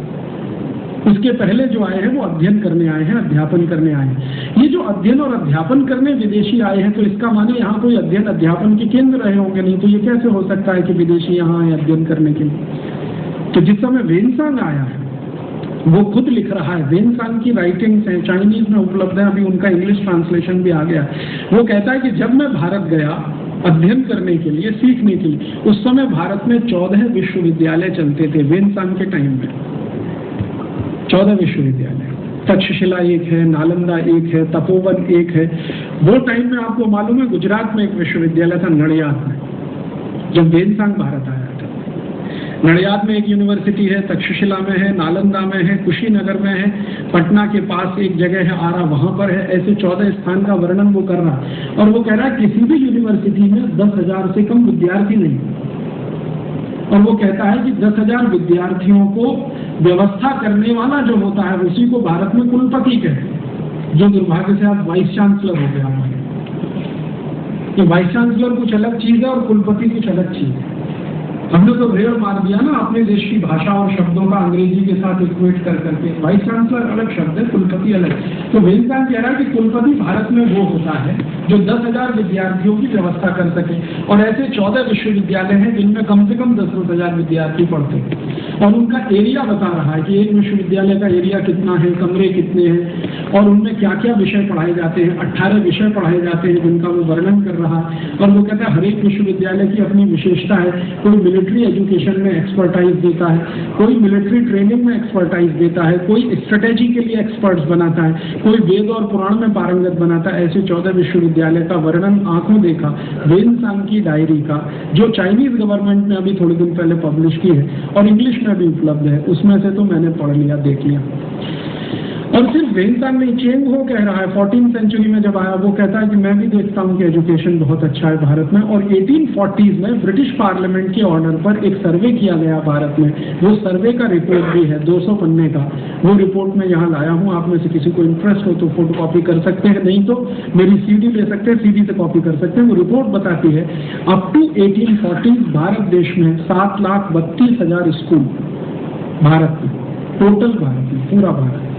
उस जमाने का भारत आप कहते हैं, मैंने पाकिस्तान भी भारत का हिस्सा है, बांग्लादेश भी उस समय भारत का हिस्सा है और बर्मा का एक बहुत बड़ा हिस्सा भारत में है। तो अप टू 1840 भारत में 7,32,000 स्कूल, 11,377 कॉलेजेस हायर स्टडीज के भारत में है अप टू 1840, माने भारत का जब सबसे गिरा हुआ समय है 1840। और मैंने जब ये पता करने की कोशिश की कि ये 7,32,000 जो स्कूल हैं ये है कहाँ, तो पता चला कि लगभग उतने ही गांव हैं उस समय भारत में जितने स्कूल हैं, माने हर गांव में एक स्कूल है। और एक अंग्रेज अधिकारी जिसने ये सर्वे किया उसका नाम है W.G. लिटनर। वो लिख रहा है कि 96% लिटरेसी रेट है भारत में अप टू 1840। और वो कह रहा है कि हाईएस्ट लिटरेसी रेट भारत में साउथ में है, दक्षिण जिसको हम कहते हैं। पहले वो मद्रास प्रेसिडेंसी था, आज उसके 4 हिस्से हैं, कर्नाटक, तमिलनाडु, आंध्र और केरल। पहले ये मद्रास प्रेसिडेंसी, तो अगर मद्रास प्रेसिडेंसी में तो लगभग 100% लिटरेसी रेट है। और डिस्ट्रिक्ट वाइज उसने किया, माइक्रो सर्वे है, बहुत माइक्रो लेवल। और सर्वे में उसने बताया कि कितने विद्यार्थी हैं, लड़के कितने हैं, लड़कियां कितनी हैं। और आप सुनकर आश्चर्य करेंगे कि लड़के और लड़कियों का परसेंटेज लगभग बराबर है अप टू 1840। 54% लड़के हैं और 46% लड़कियां हैं स्कूलों में। हायर लर्निंग स्टडीज के जो सेंटर हैं 11,000 से ज्यादा, वो कह रहे हैं कि इसमें भी परसेंटेज लगभग बराबर है, माने शिक्षा ये है। और वो कह रहा है कि ये शिक्षा किसकी दे रहे हैं, तो वो कह रहा है कि ये शिक्षा जो है ऐसी शास्त्रों की है जो जीवन के काम आते हैं। जैसे मैथमेटिक्स पढ़ा रहे हैं हम अप टू 1840, फिजिक्स पढ़ाते हैं हम, एस्ट्रोफिजिक्स पढ़ाते हैं 1840s में इस देश में, जो आज कोई कल्पना नहीं करता। स्कूल में तो कोई कल्पना नहीं करता कि उसको एस्ट्रोफिजिक्स पढ़ाया जा सकता है, यहाँ पढ़ाया जाता है इस देश में। कंस्ट्रक्शन के लिए काम, इंजीनियरिंग पढ़ाया जाता है। और वो लिटनर कह रहा है कि भारत के इन स्कूलों में जो पढ़ने वाले विद्यार्थी हैं वो पढ़ने के बाद करते भी हैं उसको जो पढ़ाया गया है, उसको सीखते हैं और फिर करते हैं। वो एक उदाहरण दे रहा है कि भारत में 1840s के आसपास और उसके पहले जितने भी डैम्स बने हैं वो भारत के गुरुकुल के विद्यार्थियों ने बनाए। आपको कल्पना हो सकती है कि दुनिया का सबसे पहला डैम भारत में बना 12वीं सेंचुरी में, 1230 में। दुनिया का सबसे पहला डैम भारत में बना 1230 में। और ये डैम बना है तंजावुर में, कावेरी नदी पर। आप आज जाइए, वो खड़ा है अभी भी, डैम खत्म नहीं हुआ है। उस डैम की विशेषता क्या है, आप में से कोई भी अगर तमिलनाडु के होंगे तो मेरी बात बहुत अच्छे से समझ आएंगे, नहीं है तो कभी एक बार देख आइए। नेहरू जी ने भाखड़ा नागल बांध को भारत का मंदिर कहा था। उनकी ही बात में कहूँ तो भारत का वो सबसे बड़ा मंदिर है जो तंजावुर में बना है कावेरी नदी पर है, उसकी विशेषताएं क्या है? सबसे बड़ी विशेषता ये है कि वो दुनिया का पहला डैम है, दुनिया का पहला डैम है, कोई देश ने उसके पहले डैम नहीं बनाया। एक दूसरी विशेषता ये है कि वो डैम बनाने के समय नदी के प्रवाह को रोका नहीं गया, जो आज कोई सोच नहीं सकता। और इंस्क्रिप्शंस में लिखा हुआ है, आप जाएंगे तमिल में लिखा है, एक पत्थर लगा हुआ है, उस पर खुदा हुआ है, वो तमिल में है, मैंने उसका हिंदी कराया, अंग्रेजी कराया। उसका मतलब क्या? उसका मतलब ये है कि ये बांध बनाते समय नदी के पानी को रोका नहीं गया। आजकल क्या होता है, डैम बनाने के लिए आप कुछ भी शुरू करते हैं, इधर पानी रोकते हैं, इधर पानी रोकते हैं, बिना पानी रोके डैम बनाना। और वो ये कहते हैं कि चूंकि बहते हुए पानी पर हमने ये डैम बनाया, इसलिए इसका शेप दुनिया में यूनिक है, माने उसके शेप का दूसरा कोई डैम दुनिया में नहीं है। शेप क्या है? वो जिगजैग शेप का डैम, जेड होता है ना, जेड, इस शेप में वो डैम बना हुआ कावेरी नदी पे तंजावुर। अभी भी जिंदा है, मरा नहीं है, खत्म नहीं हुआ। अच्छा, मैंने बहुत सोचना शुरू किया कि इन लोगों ने ये जेड क्यों बनाया। ये एक सीधी सीधी स्ट्रेट लाइन में, जैसे आज हमारे यहाँ परंपरा है, भाखड़ा नागल डैम को देखो या हीराकुद को देखो, एक सीधे स्ट्रेट लाइन में दीवार खड़ा कर दी पानी रोकने के लिए। इन्होंने सीधी दीवार क्यों नहीं खड़ी की, जिगजैग शेप में क्यों की? तो जो हमारे देश में इस विषय के जो विशेषज्ञ हैं, आप जानते हैं भारत में सबसे बड़ा विश्वविद्यालय रुड़की है, जो बहुत बड़ा एक्सपर्टाइज है जिनके पास ये डैम बनाने का। वहाँ के कुछ इंजीनियरों को मैं पूछने गया तो उन्होंने कहा ये कॉमन सी बात है समझने की कि जब आप सीधी स्ट्रेट लाइन में डैम बनाते हैं और नदी का बहाव बहुत तेज होता है तो उसके टूटने की संभावना सबसे ज़्यादा, क्योंकि प्रेशर बहुत है। लेकिन जब आप इसको जेड शेप में बनाते हैं तो प्रेशर डिस्ट्रीब्यूट हो जाता है हर दीवार पे, तो टूटने की संभावना ना के बराबर है। मैंने इतनी अकल डैम बनाने में 12वीं शताब्दी के भारतवासियों को है। आज के हमारे इंजीनियर्स वो डैम नहीं बना पाते, वो सोच भी नहीं पाते। और जो डैम ये बना है 1230 में, जो आज तक सुरक्षित है, उसकी दीवार में कहीं एक क्रैक नहीं है। और उसमें दो ही चीजें इस्तेमाल की गई हैं, चूना और ब्रिक्स, पतली वाली ईंट लगी है उसमें, पत्थर भी नहीं है, पतली ईंट है और चूना, उसी से जोड़ के बना है, बिना पानी को रोके हुए, जेड शेप में है ताकि प्रेशर डिस्ट्रीब्यूट हो जाए। माने बहुत ऊंची टेक्नोलॉजी इस क्षेत्र में हमारे पास रही है। फिर मैंने जानने की कोशिश की कि ये जो विदेशी आए हैं अध्ययन करने के लिए, एक चाइनीज है हिंदुस्तान में, चेंगो, वो कहता है कि मैंने भारत में आके ये जो विद्या है जिसको इनोकुलेशन कहते हैं, माने टीका लगाना, वो कहता हमने भारत में आके सीखी। तो 14th सेंचुरी में चेंगो कह रहा है इस बात को। तो 14th सेंचुरी में इनोकुलेशन कहाँ होता था भारत में, ये पता लगाने की कोशिश की तो पता चला इनोकुलेशन का टेक्निक सिखाने वाले भारत में 23 इंस्टीट्यूशन थे 14th सेंचुरी। सबसे बड़ा इंस्टीट्यूशन था कुल्लू में, हिमाचल प्रदेश। फिर मुझे और इंटरेस्ट आया तो और थोड़ा सा आगे बढ़ा तो पता चला कि ये सिर्फ इनोकुलेशन ही नहीं सिखाते थे, बहुत कुछ सिखाते थे। भारत देश में 14th सेंचुरी में राइनोप्लास्टी सिखाई जाती थी। कोई कल्पना कर सकता है सर्जरी की जो लेटेस्ट विद्या है आज के समय, राइनोप्लास्टी जो लेटेस्ट है आज के समय में, वो भारत में 14th सेंचुरी में थी। और एक दो विश्वविद्यालय में, कई विश्वविद्यालय उसके लिए पारंगत थे।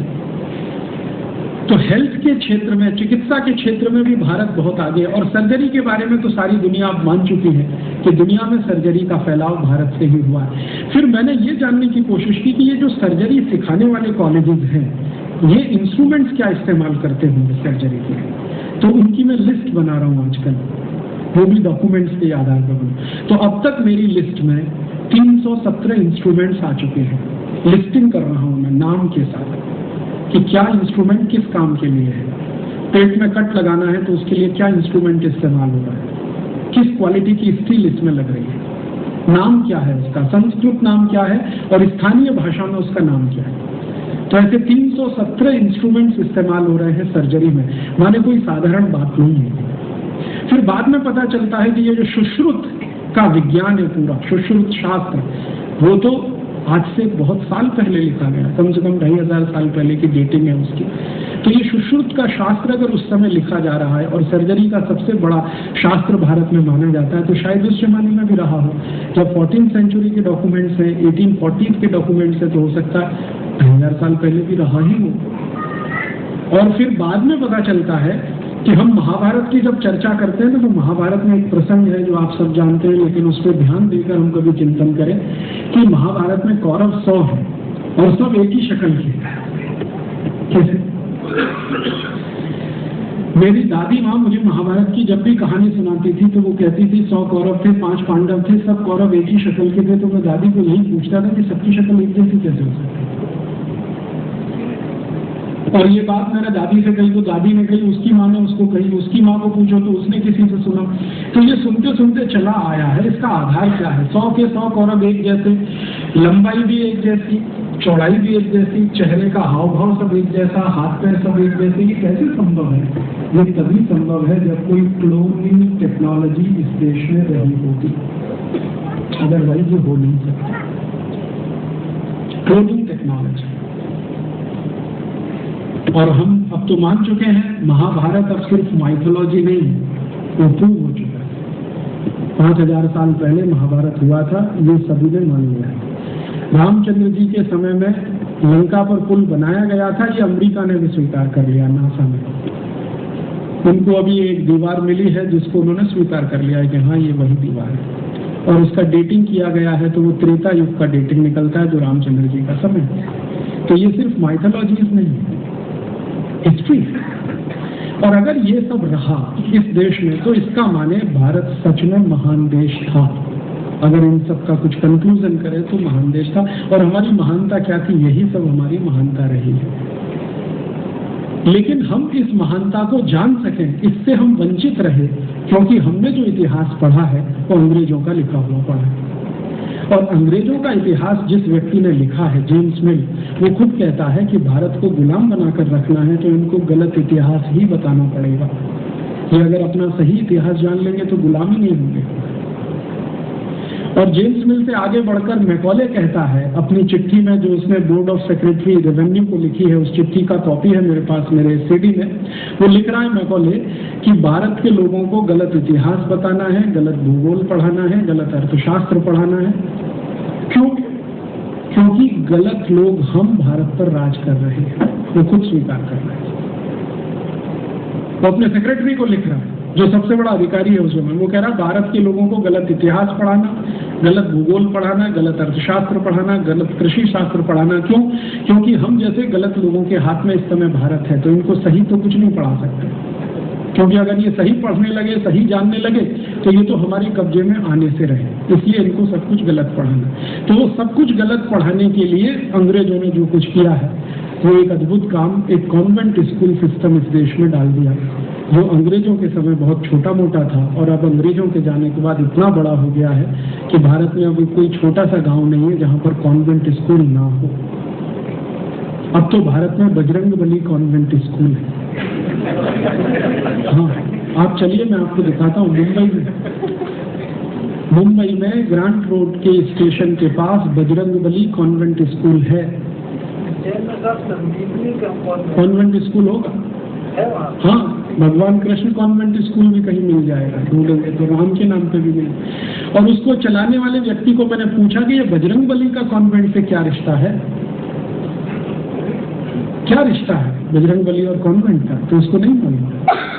तो अंग्रेज कभी छोड़कर गए जो कॉन्वेंट स्कूल, वो आज इतने हो गए हैं हिंदुस्तान में कि हर गली कूचे में, और उन कॉन्वेंट स्कूलों में जो कुछ पढ़ाया जा रहा है वो वही है जो मैकॉले लिखकर छोड़ गया। गलत इतिहास, गलत भूगोल, गलत अर्थशास्त्र, गलत शिक्षा शास्त्र, सब कुछ गलत। और दुर्भाग्य से हमारे बच्चों को हम उनमें भेजकर गर्व महसूस कर रहे हैं कि ये कुछ आगे बढ़ने वाले हैं। मैं आपको भारत के बारे में एक बात तो बहुत दावे से कह सकता हूँ, एक्सेप्शन को छोड़कर भारत के कॉन्वेंट के पढ़े हुए विद्यार्थियों ने भारत में कुछ भी खड़ा नहीं किया आज तक। और जो विद्यार्थी भारत में कभी कॉन्वेंट में पढ़ने नहीं गए, साधारण म्युनिसिपल कॉर्पोरेशन के स्कूलों में पढ़े या कभी स्कूल ही नहीं गए, उन्होंने 60-60 हजार करोड़ के एम्पायर खड़े किए हैं भारत में।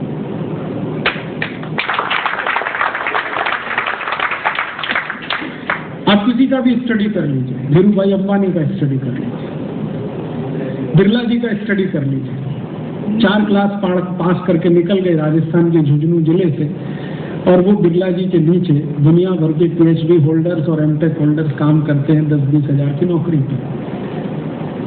धीरूभाई अंबानी का कहानी हमारे सामने है, जमशेदजी टाटा की कहानी आप सुन लीजिए।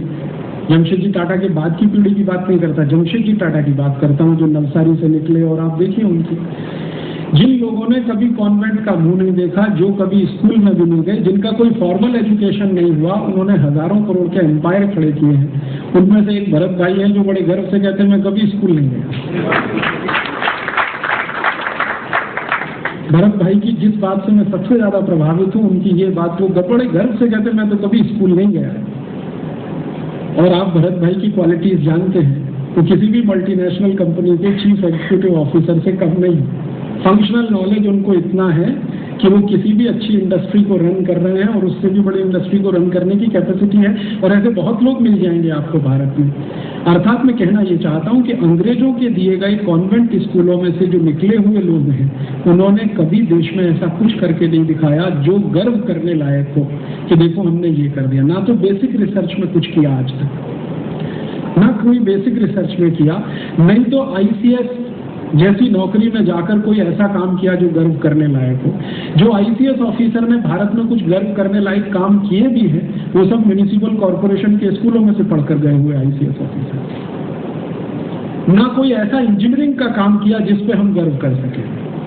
हाँ, इतना जरूर है कि ये कॉन्वेंट स्कूलों से निकले हुए भारत के विद्यार्थियों ने बंधुआ मजदूरों की उस प्रथा को पुनर्जीवित कर दिया है, सॉफ्टवेयर इंजीनियर के नाम पर, जो कभी अंग्रेजों द्वारा शुरू की गई थी इस देश में। अंग्रेज थे ना, इंडेंचर्ड लेबर यहाँ से लेके जाते थे, वैसे ही अब भारत में एक नई फौज बन रही है, सॉफ्टवेयर इंजीनियर। वो सब गुलामों की तरह से जाकर अमेरिका और यूरोप में काम कर रहे हैं, कोई गर्व का काम नहीं कर रहे। और उनसे जब मैं कहता हूँ कि भैया तुम सब सॉफ्टवेयर पे इतना क्यों लगे हुए, हार्डवेयर पे बात क्यों नहीं करते? अगर मास्टरी करनी है कंप्यूटर की तो हार्डवेयर पे जाना पड़ेगा, ये सॉफ्टवेयर तो कुछ भी नहीं है। उस पर बात क्यों नहीं करते, उस पर काम क्यों नहीं करते? तो सिखाया नहीं गया। क्यों नहीं सिखाया गया? तुमको रखा ही गया इसके लिए कि जाके उनके कंप्यूटर ऑपरेट करो। तो जिनको हम कहना नहीं चाहते, लेकिन सही बात तो ये है कि हमने कुछ बॉडी शॉपिंग करने के लिए खड़े कर दिए हैं कुछ लोग, जो दुनिया के दूसरे देशों में जाके नौकरियां करते रहे और उनकी जी हजूरी करते रहे, जैसे कभी अफ्रीका में हमने किया है। तो अंग्रेज छोड़ गए जो कॉन्वेंटियन एजुकेशन सिस्टम, उसमें मैकॉले खुद कहता है कि मैं भारतवासी ऐसे पैदा करना चाहता हूँ जो शरीर से भारतवासी हो, आत्मा से अंग्रेज हो। तो वही हमने पैदा किया, और दुर्भाग्य से उनकी जो पीढ़ी निकली है, तो उनको ना भारत की समझ है, ना भारतीयता की समझ है, ना भारत की समस्याओं को वो जानते हैं, ना अपनी संस्कृति को पहचानते हैं, ना अपनी परंपराओं को जानते हैं, ना अपनी संभावनाओं को तलाश पाते हैं। वो हमेशा दूसरों की तरफ देखते हैं मदद के लिए, अमेरिका की तरफ, यूरोप की तरफ। अपनी तरफ देखना, अपने पैरों की तरफ देखना, अपनी जमीन की तरफ देखना उन्होंने बंद कर दिया। और उनके बारे में बात करते करते हम हमेशा अफसोस करते रहते हैं। हमें हमेशा अफसोस होता है कि हमारे बच्चों को गुजराती नहीं आती है, कोई कहता है हमारे बच्चों को तमिल नहीं आती है, कोई कहता है मलयालम नहीं आती है, कोई कहता है तेलुगु नहीं आती है, अंग्रेजी आती है, फ्रेंच भी आती है, जर्मन भी आती है, लेकिन तमिल, तेलुगु, मलयालम नहीं आती। भरत भाई कह रहे थे कि उनके नाती को 67 बताना पड़ता है, 67 नहीं मालूम उसको 67 बताना पड़ता है। 67 वो नहीं जानता है, 67 क्या होता है, 79 नहीं जानता, 79 बताना पड़ता है। 89 और 79 का फर्क बताना पड़ता है। तो अफसोस हम करते रहते हैं क्योंकि निकली है वो पीढ़ी, और उसमें उस पीढ़ी का कसूर नहीं है। उसको जो शिक्षा दी गई है वो वही है जो मैकॉले छोड़ के गया। और मैकॉले खुद कह रहा है कि भारत में हमें इंजीनियर पैदा नहीं करने हैं, डॉक्टर नहीं बनाने, साइंटिस्ट नहीं बनाने, हमें कारकुन बनाने हैं। एक शब्द उसने इस्तेमाल किया, कारकुन। कारकुन माने क्लर्क। तो क्लर्क पैदा करने के लिए वो छोड़ गया। दुर्भाग्य से वही भारत की आजादी के 57 साल के बाद भी चलती रही। तो भारत का इतिहास क्या रहा है, एक छोटे में मैंने आपको बताया, और समस्याएं क्या हैं अब इसमें से निकलती हैं। इतिहास ये बताता है कि हम इतनी समस्याओं से घिरे हुए कभी नहीं रहे जो आज हैं, और ये समस्याएं आई कहाँ से हैं, ये मैंने आपसे कहा कि किस तरह से आई हैं इस देश में। विदेशियों की या तो गुलाम हुए, या उनकी लूट के शिकार हुए, या उनकी संस्कृति और सभ्यता में फंसे, तो समस्याएं पैदा हुई हैं। और समस्याएं वही होती हैं जहाँ तंत्र अपना हो, बुद्धि विदेशी हो। हमारे यहाँ तंत्र तो अपना रहा है जिसको हम चलाने की कोशिश करें, लेकिन बुद्धि हमारी वो है जो भारत के किसी भी समस्या से अपने को जोड़ नहीं पाती है, कोरिलेट नहीं कर पाती। हम भारत में बड़ा गर्व महसूस करते हैं कि चंद्रमा से आए हुए पत्थर के टुकड़े पर रिसर्च किया जाए, लेकिन कभी इस बात पे गर्व नहीं आता कि 6,32,000 गांवों में जो गाय का गोबर उपलब्ध है, इस गाय के गोबर का भी कोई सदुपयोग हो सकता है क्या आज की जरूरत के हिसाब से?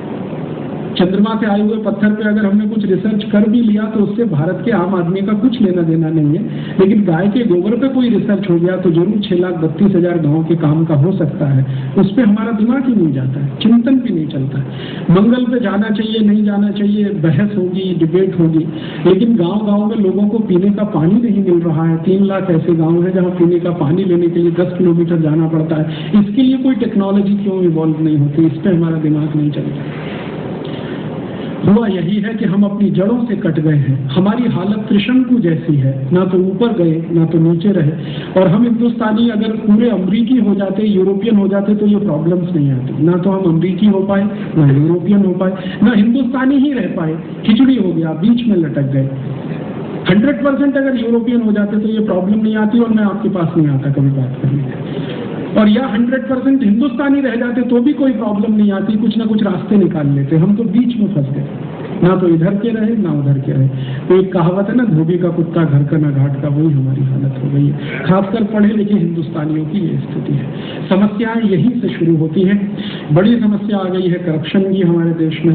एजुकेशन की एक बड़ी प्रॉब्लम है। 40% अभी भी इलिटरेट लोग हैं, जबकि 1840s में 96% लिटरेसी इस देश में है। रिकॉर्ड्स बताते हैं, अंग्रेज स्वीकार करते हैं। टेक्नोलॉजी में हम कितने ऊपर हैं और आज टेक्नोलॉजी के लिए मारामारी हो रही है। विदेशों की तरफ हम भाग रहे हैं कि हमें कोई टेक्नोलॉजी मिले तो हम अपना कुछ काम करें। एक ज़माने में इतना बड़ा ट्रेड करने वाले लोग, इतना बड़ा एक्सपोर्ट करने वाले लोग आज दुनिया में एक्सपोर्ट के लिए मारामारी कर रहे हैं। वर्ल्ड मार्केट में आज हमारा टोटल एक्सपोर्ट 0.1% के आसपास, 0.2%, 0.3% होता है। अभी थोड़ा बहुत बड़ा है, 0.5% आ गया, 1% अभी भी नहीं हो रहा है। और आज से 150 साल पहले हम 33% एक्सपोर्ट करने वाले देश थे। 27% एक्सपोर्ट वर्ल्ड मार्केट में चीन करता था, 33% हम करते थे। चीन और भारत का जीडीपी जोड़ दिया जाए 150 साल पहले का, तो वो दुनिया के 3/4 जीडीपी के बराबर है 150 साल पहले। तो इतनी क्राइसिस हमारे देश में आज दिखाई देती है। ये क्राइसिस आई है यहीं से, और वो क्राइसिस के बारे में 2-3 बातें कह के फिर सोल्यूशन पे आऊंगा कि क्या क्राइसिस यहाँ से पैदा हुई। जब अंग्रेज आए तो उन्होंने हिंदुस्तान को खत्म करने के लिए, तोड़ने के लिए कई कानून बनाए, जिस पर मैं पिछली बार आया था, बहुत विस्तार से मैंने बताया था। अंग्रेजों ने भारत का अर्थशास्त्र और उद्योग खत्म करने के लिए एक बहुत सुंदर काम किया। सुंदर काम उनके शब्दों में, हमारे लिए खराब काम। वो कहते हैं कि अंग्रेज एक अधिकारी है, विलियम विल्बरफोर्स, वो पार्लियामेंट का स्पीकर है और भाषण दे रहा है और कह रहा है कि भारत को 1000 साल गुलाम बनाना है तो पहले भारत का उद्योग खत्म करो। उद्योग खत्म करने के बाद राजनीतिक शक्ति खत्म करो, और ये खत्म करने के बाद संस्कृति खत्म करो। तो कोई उसको पूछता है विल्बरफोर्स को। विल्बरफोर्स का 3.5 घंटे का लेक्चर है, वो भी सीडी में है, आप चाहें तो उसे पढ़ सकते हैं। वो लेक्चर में कह रहा है विल्बरफोर्स के उद्योग भारत के खत्म करने हैं तो सबसे पहला काम करो कि ज्यादा से ज्यादा उस पर टैक्स लगा दो। तो कोई पूछ रहा है क्या क्या टैक्स लगाएं, तो बड़े सुंदर शब्दों में कह रहा है कि देखो, भारत का कोई भी उद्योगपति कुछ भी उत्पादन करे तो सबसे पहले उत्पादन पे ही टैक्स लगा दो। तो अंग्रेजों ने सबसे पहला टैक्स लगाया सेंट्रल एक्साइज ड्यूटी 1840 में। फिर कह रहा है कि जो व्यक्ति उत्पादन करेगा वो माल जरूर बेचेगा, तो बेचने पर टैक्स लगा दिया। तो दूसरा लगा दिया सेल्स टैक्स। फिर वो कह रहा है कि माल बेचेगा तो मुनाफा कमाएगा, तो उसके मुनाफे पर टैक्स लगा, तो फिर लगा दिया इनकम टैक्स। फिर वो विल्बरफोर्स कह रहा है कि कोई भी हिंदुस्तानी उद्योगपति माल बेचने के लिए एक गांव से दूसरे गांव में जाएगा, तो जिस गांव में जाएगा गांव में घुसते ही टैक्स लगा दो उसके। फिर वो कहता है कि गांव में आने जाने के लिए सड़क का इस्तेमाल करेगा, तो उस सड़क का भी टैक्स लगा दो उसके। फिर वो कह रहा है कि अंग्रेजों की सरकार के बनाए गए पुल पर से जाएगा, तो पुल का भी टैक्स लगा दो उसके ऊपर। Toll tax, road tax, entry tax, exit tax. और वो कहता है इतने टैक्स लगा दो कि ये दे ना सके। तो एक एमपी पूछ रहा है तो फायदा क्या? अगर हम इतने ही टैक्स लगा दें कि ये दे ना सके तो फायदा क्या? तो विल्बरफोर्स कह रहा फायदा उसी में है, क्या है कि हिंदुस्तानी बहुत ईमानदार है, तो टैक्स भरने की कोशिश करेंगे। ईमानदारी से टैक्स भरेंगे तो सब बर्बाद हो जाएंगे। और अगर टैक्स भरेंगे नहीं तो बेईमानी करेंगे, बेईमानी करेंगे तो कमजोर बनेंगे, और कमजोरों को गुलाम बनाना आसान होता है। तो कह रहा हमारे दोनों हाथ में लड्डू हैं, या तो हिंदुस्तानी सब ईमानदारी से टैक्स भरेंगे तो बर्बाद हो जाएंगे, टैक्स नहीं भरेंगे तो बेईमान होंगे, बेईमान होंगे तो गुलाम बनाना आसान है, हमको तो दोनों ही काम करना। तब पूरा पार्लियामेंट एक स्वर से कहता हाँ आपकी बात स्वीकार, चलो कानून बनाना शुरू करो। तो अंग्रेजों ने 1840 से ये कानून बनाने शुरू कर दिए। विस्तार से मैंने पिछले लेक्चर में कहा था, सिर्फ इशारे से कह रहा हूँ, यही कानून आज तक भारत में लगे हुए हैं। आपको सुनकर दुख होगा, मुझे बहुत कांटे की तरह से ये चुभता है। 1860 में जब सबसे पहले इंडियन इनकम टैक्स आया, अंग्रेजों ने 97% इनकम टैक्स लगाया था। माने आप 100 रुपए कमाई कर रहे हैं तो 97 रुपए अंग्रेजी सरकार को दीजिए, 3 रुपए अपने पास रखिए। और वो 97% इनकम टैक्स हिंदुस्तान में आजादी आने के 35 साल बाद तक लगा रहा। आजादी आने के 35 साल बाद तक लगा रहा। आज भी वो 35% आया है। इतनी लड़ाई झगड़ा सब करने के बाद 35% आया।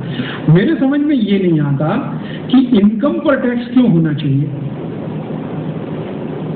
प्रोडक्शन पर टैक्स क्यों होना चाहिए। कोई आदमी अपनी पूंजी लगाकर, अपना दिमाग लगाकर, अपनी मेहनत करके समाज को उत्पादन करके दे रहा, उस पर टैक्स क्यों होना चाहिए। उसको तो प्रमोशन करने के लिए सरकार को और मदद करनी चाहिए, क्योंकि वो आपके रॉ मटेरियल को एक फिनिश प्रोडक्ट में कन्वर्ट करके दे रहा है। ये तो बहुत बड़े हुनर का काम वो कर रहा है।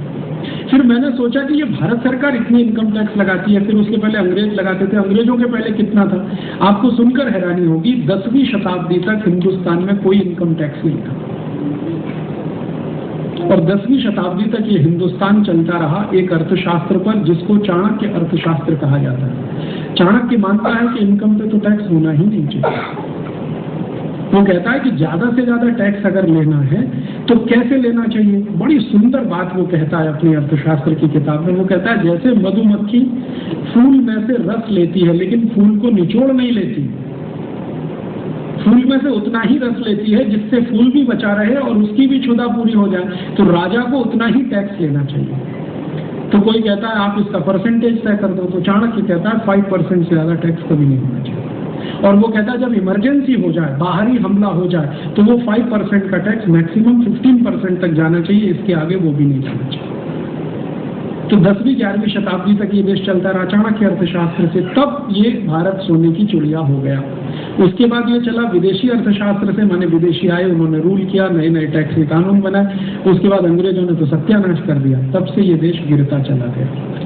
तो अंग्रेजों ने बहुत सुंदर तरीके से इस देश को खत्म किया टैक्सेशन के सिस्टम से। फिर वो अंग्रेज कहते हैं कि सिर्फ टैक्सेशन के ही सिस्टम नहीं, एक अंग्रेज अधिकारी जिसने ये ड्राफ्टिंग किया इंडियन इनकम टैक्स एक्ट का, जिसने ड्राफ्टिंग किया, वो कहता है कि ये इतना कॉम्प्लिकेट होना चाहिए कि किसी को समझ में ना आए, इतना कॉम्प्लिकेट होना चाहिए कि ये समझ में ना आए। हम समझ सकें, माने अंग्रेज समझ सकें, हिंदुस्तानी तो कभी ना समझे। इसको समझने के लिए भी वो हमारे पास आए, ऐसा कॉम्प्लिकेटेड करो। तो इनकम टैक्स एक्ट जो बनाया गया वो गोल गोल जलेबी जलेबी वाली जो भाषा है, और मैं हिंदुस्तान के बड़े इनकम टैक्स लॉयर की बात को कोट कर रहा हूँ। वो कहते हैं कि 40-40 साल इनकम टैक्स में प्रैक्टिस करने वाले भी कॉन्फिडेंस से नहीं कह सकते कि ये एक्ट उनको समझ में आ गया। इतना कॉम्प्लिकेटेड है, शायद ही दुनिया में कोई देश में इतना कॉम्प्लिकेटेड हो। और सेंट्रल एक्साइज भी उससे कम कॉम्प्लिकेटेड हुई। और भारत का कोई भी कानून आप पढ़ना शुरू करिए, कानून की पहली वाक्य पढ़कर आखिरी तक पहुंचेंगे, आपको याद नहीं रहेगा कि बीच में क्या है या पहले वाक्य में क्या है। इतनी क्लिष्ट भाषा, क्यों? जानबूझ के, ताकि आपको समझ में ना आए। तो आप करेंगे क्या? इंटरप्रिटेशन के लिए अंग्रेजों के पास जाएंगे, तो डिपेंडेंसी उन पर ही रहने वाली। और फिर अंग्रेज चाहे वैसे इंटरप्रेट करेंगे। तो भारत के कानून इस तरह से बनाए हुए हैं कि चाहे जैसे इंटरप्रिटेशन करा लो उसका। और उसी वर्ग में हिंदुस्तान फंस गया। तो गांधी जी ने कहा कि अंग्रेजों ने जो कानून बनाए उसका सबसे ज्यादा नुकसान भारतवासियों को हुआ, सबसे ज्यादा फायदा वकीलों को हुआ। और इसलिए गांधी जी ने अपनी वकालत की डिग्री जला दी 1915 में। बार एट लॉ की डिग्री जलाई थी गांधी जी। उन्होंने कहा भारत भूल जाए कि मैं बैरिस्टर हूँ, क्योंकि ये वो वर्ग है जिसको अंग्रेजों ने पैदा किया है भारत के लोगों का खून चूसने के लिए। कभी भी कानून की सही व्याख्या करके नहीं देगा ये गांधी जी का मानना था। और उसी वर्ग में आज भी पूरा देश फंस रहा है, पिस रहा है। परिणाम क्या है? भारत में जितने डिस्ट्रिक्ट कोर्ट्स हैं, जितने हाई कोर्ट्स हैं, सब जगह 4 करोड़ 50 लाख केस पेंडिंग है। एक बार मैंने भारत के कानून मंत्री अरुण जेटली को एक प्रश्न पूछवाया था लोकसभा में एक एमपी की मदद से कि ये 4 करोड़ 50 लाख केस जो पेंडिंग है, इनका जजमेंट कभी आएगा? तो कानून मंत्री का जवाब था कि कम से कम 350 साल में इनका जजमेंट आ जाएगा। वो जो 350 केस पेंडिंग है, उसमें मेरे भी 90 केस पेंडिंग है आबादी बचाओ आंदोलन के, पब्लिक इंटरेस्ट पिटीशन के। तो मेरे भी 350 साल में सभी केस का जजमेंट आएगा, तो कम से कम मुझे 8-10 बार पुनर्जन्म तो लेना ही पड़ेगा अपने केस का जजमेंट सुनने के। और भारत के पूर्व न्यायाधीश, मुख्य न्यायाधीश जस्टिस वर्मा, वो स्वीकार करते हैं कि ये जो कानून का तंत्र है, ये कभी न्याय नहीं देता, ये कभी न्याय नहीं देता। उन्होंने स्वीकार किया है, इस बात को पब्लिकली स्वीकार किया है कि हम न्यायाधीश नहीं हैं, हम कायदाधीश हैं। माने कानून के आधार पर फैसला देते हैं, न्याय नहीं देते, क्योंकि न्याय की परिभाषा ही अलग है। अब कानून कैसे है, कायदे कैसे अंग्रेजों के बनाए हुए, टैक्सेशन के बारे में तो बताया, और भी जो दूसरे कायदे अंग्रेजों ने बनाए, जैसे उदाहरण के लिए एक कायदा अंग्रेजों के जमाने का है, अगर आप गाय को डंडे से मारें तो जेल होगी, और उसको काट के उसका मांस बेचें तो एक्सपोर्ट का सर्टिफिकेट मिलेगा। ये भारत में कानून है और अंग्रेजों के समय का बनाया हुआ, आज तक चल रहा है। गाय को डंडे से मारें तो आपको जेल हो जाएगी, क्योंकि आप पवित्र जानवर को हैरान परेशान करें, लेकिन उसको कत्ल करवा दीजिए, उसके लिए 350 कत्ल खाने भारत में चल रहे हैं और उनकी संख्या 3000 से ज्यादा होने की तैयारी में, और उनका मीट एक्सपोर्ट हो रहा है, दुनिया भर में सब जगह जा रहा है। भारत के किसान जिसको माता समझ के पूजन करते हैं, वो हर साल 2.5 करोड़ से ज्यादा गाय कटती है हमारा। ये कानून है हमारे देश में। अंग्रेजों के बाद जो काले अंग्रेज आए, उन्होंने जो कानून बनाए वो कुछ कम नहीं। हमारे काले अंग्रेजों ने ऐसे ऐसे कानून बना दिए हैं जो अंग्रेजों से भी भारी पड़ते हैं। आजादी के पिछले 57 साल में भारत की संसद के बनाए हुए कानून अंग्रेजों से भी ज्यादा खतरनाक है कई मामले, कोई कम नहीं है। क्यों? अब ये जो अंग्रेज काले हमारे देश में है, संसद में, विधानसभा, इनको जब मैं पूछता हूँ तो वो कहते हैं कि जो चल रहा है ट्रेंड, हम उसी में कानून बनाते हैं, उसके आगे उसके विरोध जाके कुछ करना नहीं। तो कानून सब वैसे हैं। मैंने एक लिस्ट किया, अंग्रेजों के समय के बनाए हुए 34,735 कानून आज भी इस देश में चलते हैं, माने भारत में चलते हैं, खत्म नहीं हुए। Indian police act, Indian civil services act, Indian forest act, land acquisition act, land revenue act, Indian post and telegraph act, Indian railway act, electricity supply act, ये सारे के सारे कानून बिफोर 1947 के सब चल रहे हैं। इवन रूल्स रेगुलेशन अंग्रेजों के समय के चल रहे हैं, वो भी नहीं बदले। बहुत साल मैंने भारत में सिर्फ एक काम के लिए संघर्ष किया कि हमारी संसद में शाम को 5 बजे बजट पेश होता था 97 तक। मैं ये बात हर बार कुछ एमपीज को पूछा था कि संसद चलती है सुबह 11 साढ़े 11 बजे, बजट शाम को 5 बजे क्यों आता है? कोई मुझे जवाब नहीं देता था। एक बार एक सांसद जो भूतपूर्व हो गए, अभी थोड़े दिन पहले उनका स्वर्गवास हो गया, उनका नाम था मधु लिमई। मैं एक बार उनको मिला तो उन्होंने कहा देखो ये समझना है तो 1927 का पार्लियामेंट का बजट निकाल के पढ़ो। सबसे पहला बजट आया अंग्रेजों ने 1927 में आया, पार्लियामेंट बने ये जो दिल्ली में है, ये 1925 में बनी, 1927 में पहला बना। तो उस बजट का वो पढ़ो, प्रस्तावना पढ़ो। तो मैंने पढ़ी तो उसमें लिखा हुआ है कि ये बजट शाम को 5 बजे इसलिए पेश किया जा रहा है कि इंग्लैंड की संसद में 11:30 बजे है, इंग्लैंड की संसद में सवेरे के 11:30 बजे है, यहाँ शाम को 5 बजे इसलिए बजट पेश किया जा रहा है। और इंग्लैंड की संसद का टाइम उस समय शुरू होने का 11:30 बजे था और हम उस समय इंग्लैंड की कॉलोनी में थे। तो ठीक है, हम शाम को 5 बजे बजट पेश करते थे 1927 से 1947 तक। 1947 के बाद क्या हुआ? 1947 से 1997 तक बजट शाम को 5 बजे ही आया। फिर मैंने क्या किया कि वो बजट की फोटोकॉपी करा के 250 सांसदों को दिया। मैंने कहा आपकी आंखें फूटी हैं, जरा पढ़ो ये क्या लिखा। इंग्लैंड में सवेरे का 11:30 बज रहा है, इसलिए यहाँ 5 बजे बजट पेश हो रहा है। ये 1947 में हम आजाद हो गए, तिरंगा झंडा आ गया, यूनियन जैक हमने उतार दिया, ये अभी भी नियम नहीं बदला आपने। तब जाकर एक भूतपूर्व प्रधानमंत्री ने इसके खिलाफ आवाज उठाई, उनका नाम है चंद्रशेखर। और 97 में पार्लियामेंट का एक स्पेशल सेशन हुआ था, आपको याद है, 15 अगस्त 1997 को विशेष अधिवेशन, उसमें 3 घंटे इस पर गर्मा गर्म बहस हुई। तब सरकार ने कहा कि ये नियम को बदलेंगे। तो 1998 से बजट सवेरे 11 बजे आना शुरू हुआ। माने एक छोटा सा नियम बदलने में हमारे नेताओं को 50 साल लगता है, और उसमें भी राजीव दीक्षित जैसे आदमी को फोटोकॉपी करा करा के बांटनी पड़ती है। हमारी स्थिति ये है। तो बाकी नियम कानून की आप क्या बात करेंगे। तो भारत के सामने सबसे बड़ी जो चुनौती है और जो सबसे बड़ी अव्यवस्था है वो है अंग्रेजों के बनाए हुए कानून नियम, सारे के सारे, हर क्षेत्र में, एजुकेशन में, इकोनॉमी में, एग्रीकल्चर में, सब जगह वही नियम है। आज भी हिंदुस्तान के किसानों से जमीन छीनी जाती है, आप जानते हैं, लैंड एक्विजिशन एक्ट के आधार पर। मैं किसान हूँ, खेती करता हूँ, कल को एक अधिकारी आएगा, कहेगा ये जमीन सरकार लेगी, मुआवजा मिले ना मिले दे दो सरकार, मैं नहीं देना चाहता, फिर भी डंडे मारेंगे, पीटेंगे, जेल में बंद कर देंगे, कहेंगे आप सरकार के काम में अड़ंगा लगाते हो। मैं मेरे जमीन का मालिक, मेरी जमीन नहीं पकड़ के रख सकता, सरकार ले लेगी, जिस दिन चाहे उस दिन ले लेगी। और जिनकी जमीनें लिया है भारत सरकार ने, 40-40 साल तक उनको मुआवजे नहीं मिले हैं। आज भी वो लोग दर दर की ठोकरें खाते हैं। ऐसे 2 करोड़ भारतवासी हैं जिनकी जमीनें आजादी के 50 साल बाद में ली गई हैं, किसी को कोई मुआवजा नहीं मिला है। वो सब बेचारे भटकते हैं, एक गांव से दूसरा, दूसरे से तीसरा। उनके ऊपर पुलिस लाठीचार्ज करती है, और जो कुछ होता है हिंदुस्तान में वो आप कल्पना नहीं कर सकते यहाँ बैठे। तो सबसे बड़ी चुनौती और समस्या जो भी माने वो ये कि अंग्रेजों के बनाए हुए नियम, कायदे, कानून। दूसरी समस्या, अंग्रेजियत आज भी हमारे भारत के नेता और अधिकारियों के मन से गई नहीं है। आईसीएस ऑफिसर तो जिस अंग्रेजियत का व्यवहार करते हैं आप सोच नहीं सकते। एक आईसीएस ऑफिसर जो मेरे टैक्स के दिए गए पगार पर अपनी जिंदगी चलाता है, वो मेरा सिर तोड़ के बात करता है। मैं अभी चला जाऊं उसके ऑफिस में तो वो मान लेता है कि ये कोई अवांछित व्यक्ति आ गया, और उसको ऐसे दुत्कारता है जैसे कुत्ते को हम दुत्कारते हैं हमारे घर में आने पर। और यही आईसीएस ऑफिसर आपके साथ क्या क्या मिसबिहेव करते होंगे, एयरपोर्ट हिंदुस्तान का कोई भी शुरू हो जाए, वहां से आप कल्पना कर सकते हैं। आप जैसे लोगों के साथ अगर वो मिसबिहेव कर सकते हैं, तो हिंदुस्तान के उन लोगों के बारे में सोचिए जिनको 2 समय खाने को रोटी नहीं मिलती, उनको कितना मिसबिहेव करते होंगे। आपके जैसे ताकतवर लोगों को, जिनके बारे में सरकार भी थोड़ा डरती है, घबराती है, प्रवासी भारतीयों का सम्मेलन बुलाती है कि ये हमसे बहुत नाराज ना हो जाए।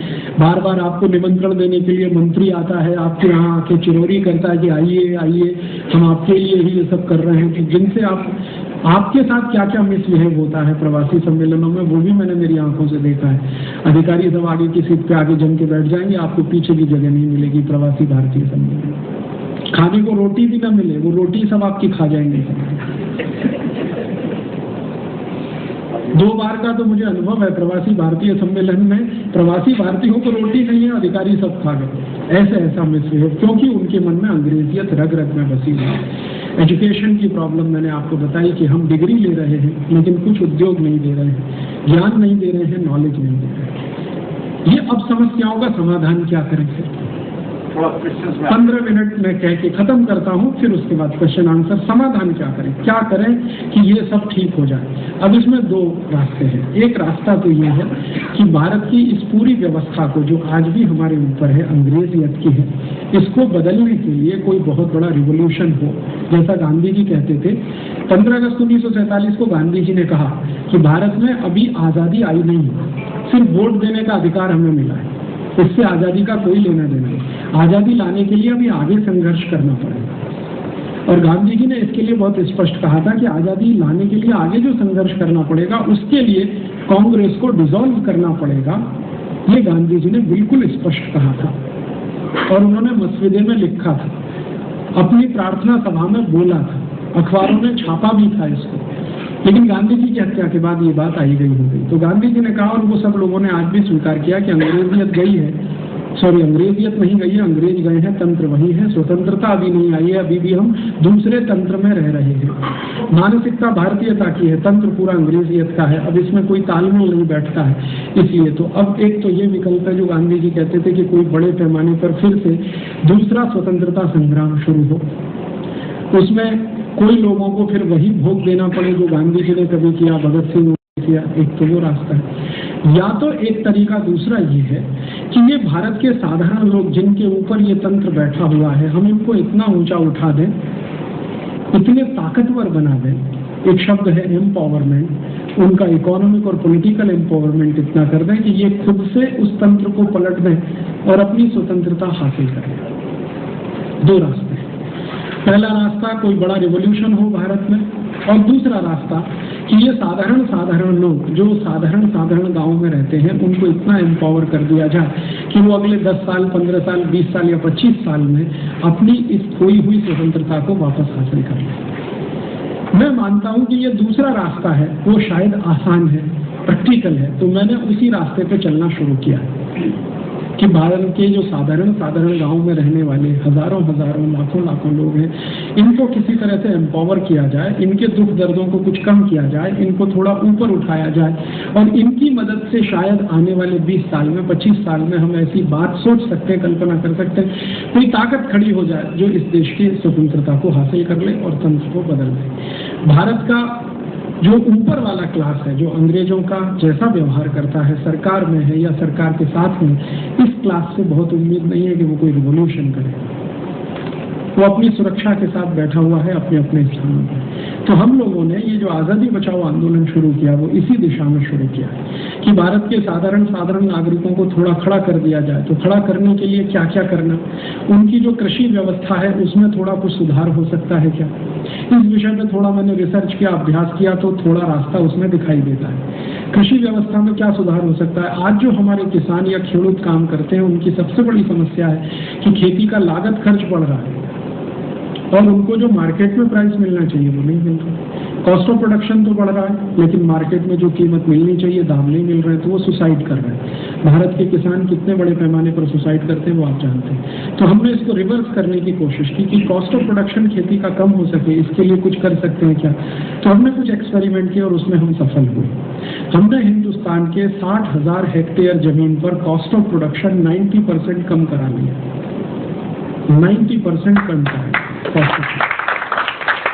कैसे कम करा लिया। जो किसान यूरिया, डीएपी, सुपर फॉस्फेट इस्तेमाल करते थे, उनको हमने ट्रेनिंग दे देकर कह दिया और सिखा दिया कि यूरिया, डीएपी बंद करो, गाय का गोबर, भैंस का गोबर जो किसानों के लिए आसानी से उपलब्ध है गाँव में, उसका इस्तेमाल करो। तो पहले उनके मन में डर था कि इससे प्रोडक्टिविटी कम होगी, फर्टिलिटी कम होगी। हमने कुछ एक्सपेरिमेंट के लिए मॉडल गाँव बनाए जहाँ पर पहले ये करके दिखाया। वो मॉडल गांव ने उनको कॉन्फिडेंस दे दिया, और हमने जब ये मॉडल गांव बनाए तो उसमें सिद्ध हो गया कि ना तो प्रोडक्टिविटी कम होती है, ना फर्टिलिटी कम होती है। गाय का गोबर, भैंस का गोबर, गाय का मूत्र, भैंस का मूत्र, जानवरों का जो कुछ भी वेस्ट है, उसको हम मैन्योर के रूप में इस्तेमाल करें, वो हमने करके देख लिया। 60,000 हेक्टेयर में हम आज कर रहे हैं, और उसमें से जो कुछ भी प्रोड्यूस हो रहा है वो मार्केट में जब हम बेचने के लिए जाते हैं तो जो नॉर्मल प्राइस है उससे ज्यादा हमें मिल रहा है। कोई भी व्यक्ति को जब हम कहते हैं कि ये गेहूं पैदा किया है बिना यूरिया, बिना डीएपी, बिना सुपर फॉस्फेट, तो कहता जी 20 रुपए किलो दे दो, 25 रुपए किलो दे दो, और हम वो बेच पाते हैं। बाजार में साधारण गेहूं भारत में 10-12 रुपए किलो है, हम जो गेहूं बेच रहे हैं वो 18 रुपए किलो तक आराम से बिकता है। इसी तरह चावल पैदा किया है, दालें पैदा की हैं, फल पैदा कर रहे हैं, सब्जियां पैदा कर रहे हैं। हमारे यहाँ जो भी किसान इस तरह की सब्जी कर रहे हैं, उनकी तो हाथों हाथ बिक जाती है, बाजार तक भी नहीं आ पाती। हमने देख लिया है कि इसको बड़े पैमाने पर कर सकते हैं। तो इसके लिए हमने ट्रेनिंग सेंटर शुरू किए हैं गांव-गांव में किसानों के। 118 गांव में अभी हमारे ऐसे ट्रेनिंग सेंटर चल रहे हैं। वहां हम किसानों को ट्रेनिंग देते हैं, वो फिर गांव-गांव जाके दूसरों को ट्रेनिंग देना शुरू करते हैं। इससे हम मानते हैं कि उनका कॉस्ट ऑफ प्रोडक्शन कुछ कम हो सकता है, और जितना कॉस्ट ऑफ प्रोडक्शन कम होगा उतना ही उनका इनकम बढ़ जाएगा। दूसरा, हमने उनका एम्पावरमेंट हो इसके लिए एक काम और शुरू किया है कि हमारे दैनिक जीवन में काम आने वाली छोटी छोटी बहुत सारी चीजें हैं, साबुन है, मंजन है, वॉशिंग पाउडर है, डिटर्जेंट पाउडर है, शैम्पू है, टूथ पाउडर है, टूथपेस्ट है, ये सब जीरो टेक्नोलॉजी के आइटम है, इनको बनाना कोई मुश्किल काम नहीं। तो हमने वो ट्रेनिंग देना शुरू किया गाँव-गाँव, और आज वो ट्रेनिंग देकर 55 से ज्यादा प्रोडक्ट्स हैं जो इन गाँव में हम बनवाते हैं और बहुत आसानी से देश में बिक जाते हैं। हम शैम्पू बनाते हैं, और हमारे शैम्पू का जो बेस है वो भारत के बाजार में बिकने वाले विदेशी कंपनियों के शैम्पू बेस से बिल्कुल अलग है। विदेशी कंपनियां जो शैम्पू बनाती हैं वो सोडियम लॉरेल सल्फेट से बनाते हैं, हम जो शैम्पू बनाते हैं वो आंवला, रीठा, शिकाकाई से बनाते हैं। विदेशी कंपनियां सोडियम लॉरेल सल्फेट इस्तेमाल करती हैं, हम उसकी जगह गाय के मूत्र का इस्तेमाल करते हैं। और गोमूत्र बेस करके जो शैम्पू हमने बनाया है वो भारत के बहुत आसानी से बिकने वाले शैम्पू में है। क्वालिटी उसकी इतनी अच्छी है कि आप उसका इस्तेमाल करें तो बाल झड़ना कम होते हैं। सबसे पहले तो पानी बहुत कम खर्च होता है, और जो बाल धोने के बाद पानी निकलता है वो खेत में 1 पैसे का भी नुकसान नहीं करता है। अभी जो सोडियम लॉरेल सल्फेट वाले शैम्पू आप इस्तेमाल करते हैं जिसमें झाग बहुत बनता है, उसका जो पानी है वेस्ट, वो आप खेत में डाल दीजिए, खेत खत्म हो जाएगा, मिट्टी की फर्टिलिटी खत्म हो जाएगी। लेकिन जो गाय के मूत्र का या आंवला रीठा शिकाकाई के बेस का शैम्पू है वो ना तो खेत की मिट्टी को खराब करता है ना पानी को खराब करता है। आप जानते हैं पानी में करोड़ों माइक्रोब्स होते हैं छोटे छोटे, और ये केमिकल सोडियम लॉरेल सल्फेट सबसे ज्यादा उनको मार देता है, और पानी के माइक्रोब्स मरे तो पानी खत्म हो जाता है। हमारे किसी भी ऐसे प्रोडक्ट से 1 पैसे का भी कोई माइक्रोब की हत्या नहीं होती, इसलिए हम उसको अहिंसक शैम्पू करके पूरे भारत में मार्केट करते हैं और बहुत आसानी से वो बिक जाता है। हमारी स्थिति आज ये है कि जितना हम बनाते हैं सब खत्म हो जाता है। हम नए नए सेंटर बढ़ाते जा रहे हैं, फिर भी डिमांड बढ़ती जा रही है, क्योंकि भारत के लोगों में भी अब ये चेतना आ रही है कि उनको ऑर्गेनिक चीजें चाहिए। ऐसे ही हमने साबुन बनाने शुरू किए हैं गांव-गांव में। आप में से चाहें तो कुछ लोगों को मैं सैंपल उपलब्ध करा दूंगा। नारियल का तेल इस्तेमाल करके दुनिया में सबसे पहला साबुन हमने बनवाया है, और छोटे छोटे गाँव में बनवाया। कोई भी कंपनी पूरे दुनिया में नारियल के तेल का साबुन नहीं बनाती, हम बनाते हैं। और क्यों बनाते हैं नारियल के तेल का? क्योंकि नारियल का तेल भारत में सबसे बड़े पैमाने पे पैदा होता है। दूसरे नंबर पर तिल का तेल। अगर हम हमारे देश का रॉ मटेरियल इस्तेमाल नहीं करेंगे तो दूसरे से कैसे अपेक्षा करेंगे कि वो इस्तेमाल करें? हम चाहें तो वो साबुन पामोलिन ऑयल से बना सकते हैं, लेकिन हम नहीं बनाते क्योंकि वो इम्पोर्ट करना पड़ता है। हम नारियल के तेल का बनाते हैं। नारियल के तेल का साबुन हम 85% TFM का बनाते हैं, और वो साबुन भारत में बड़े आराम से 15 रुपए का 150 ग्राम बिक जाता है, जबकि उसी क्वालिटी का विदेशी कंपनी का साबुन 45 रुपए का 100 ग्राम मिलता है डव, जिसमें वो पामोलिन ऑयल इस्तेमाल करते हैं, नारियल तेल भी कभी नहीं खाते। तो ऐसे छोटे छोटे सामान हमने वॉशिंग पाउडर अभी डेवलप किया है, और वो वॉशिंग पाउडर में हम चैलेंज करते हैं दुनिया की हर कंपनी को। हमने टेस्ट भी करा लिए सभी लेबोरेटरी में कि हमारे वॉशिंग पाउडर से धुले हुए कपड़े का पानी आप खेत में कहीं भी डाल दो और उस मिट्टी को फिर चेक करा लो, उस मिट्टी में 1% भी गिरावट नहीं आएगी। क्यों? हम किसी भी शैम्पू में केमिकल्स इस्तेमाल सबसे कम कर रहे हैं, फिर भी शैम्पू बना रहे हैं, और शैम्पू इस क्वालिटी का है कि आप वॉशिंग मशीन में भी इस्तेमाल करें।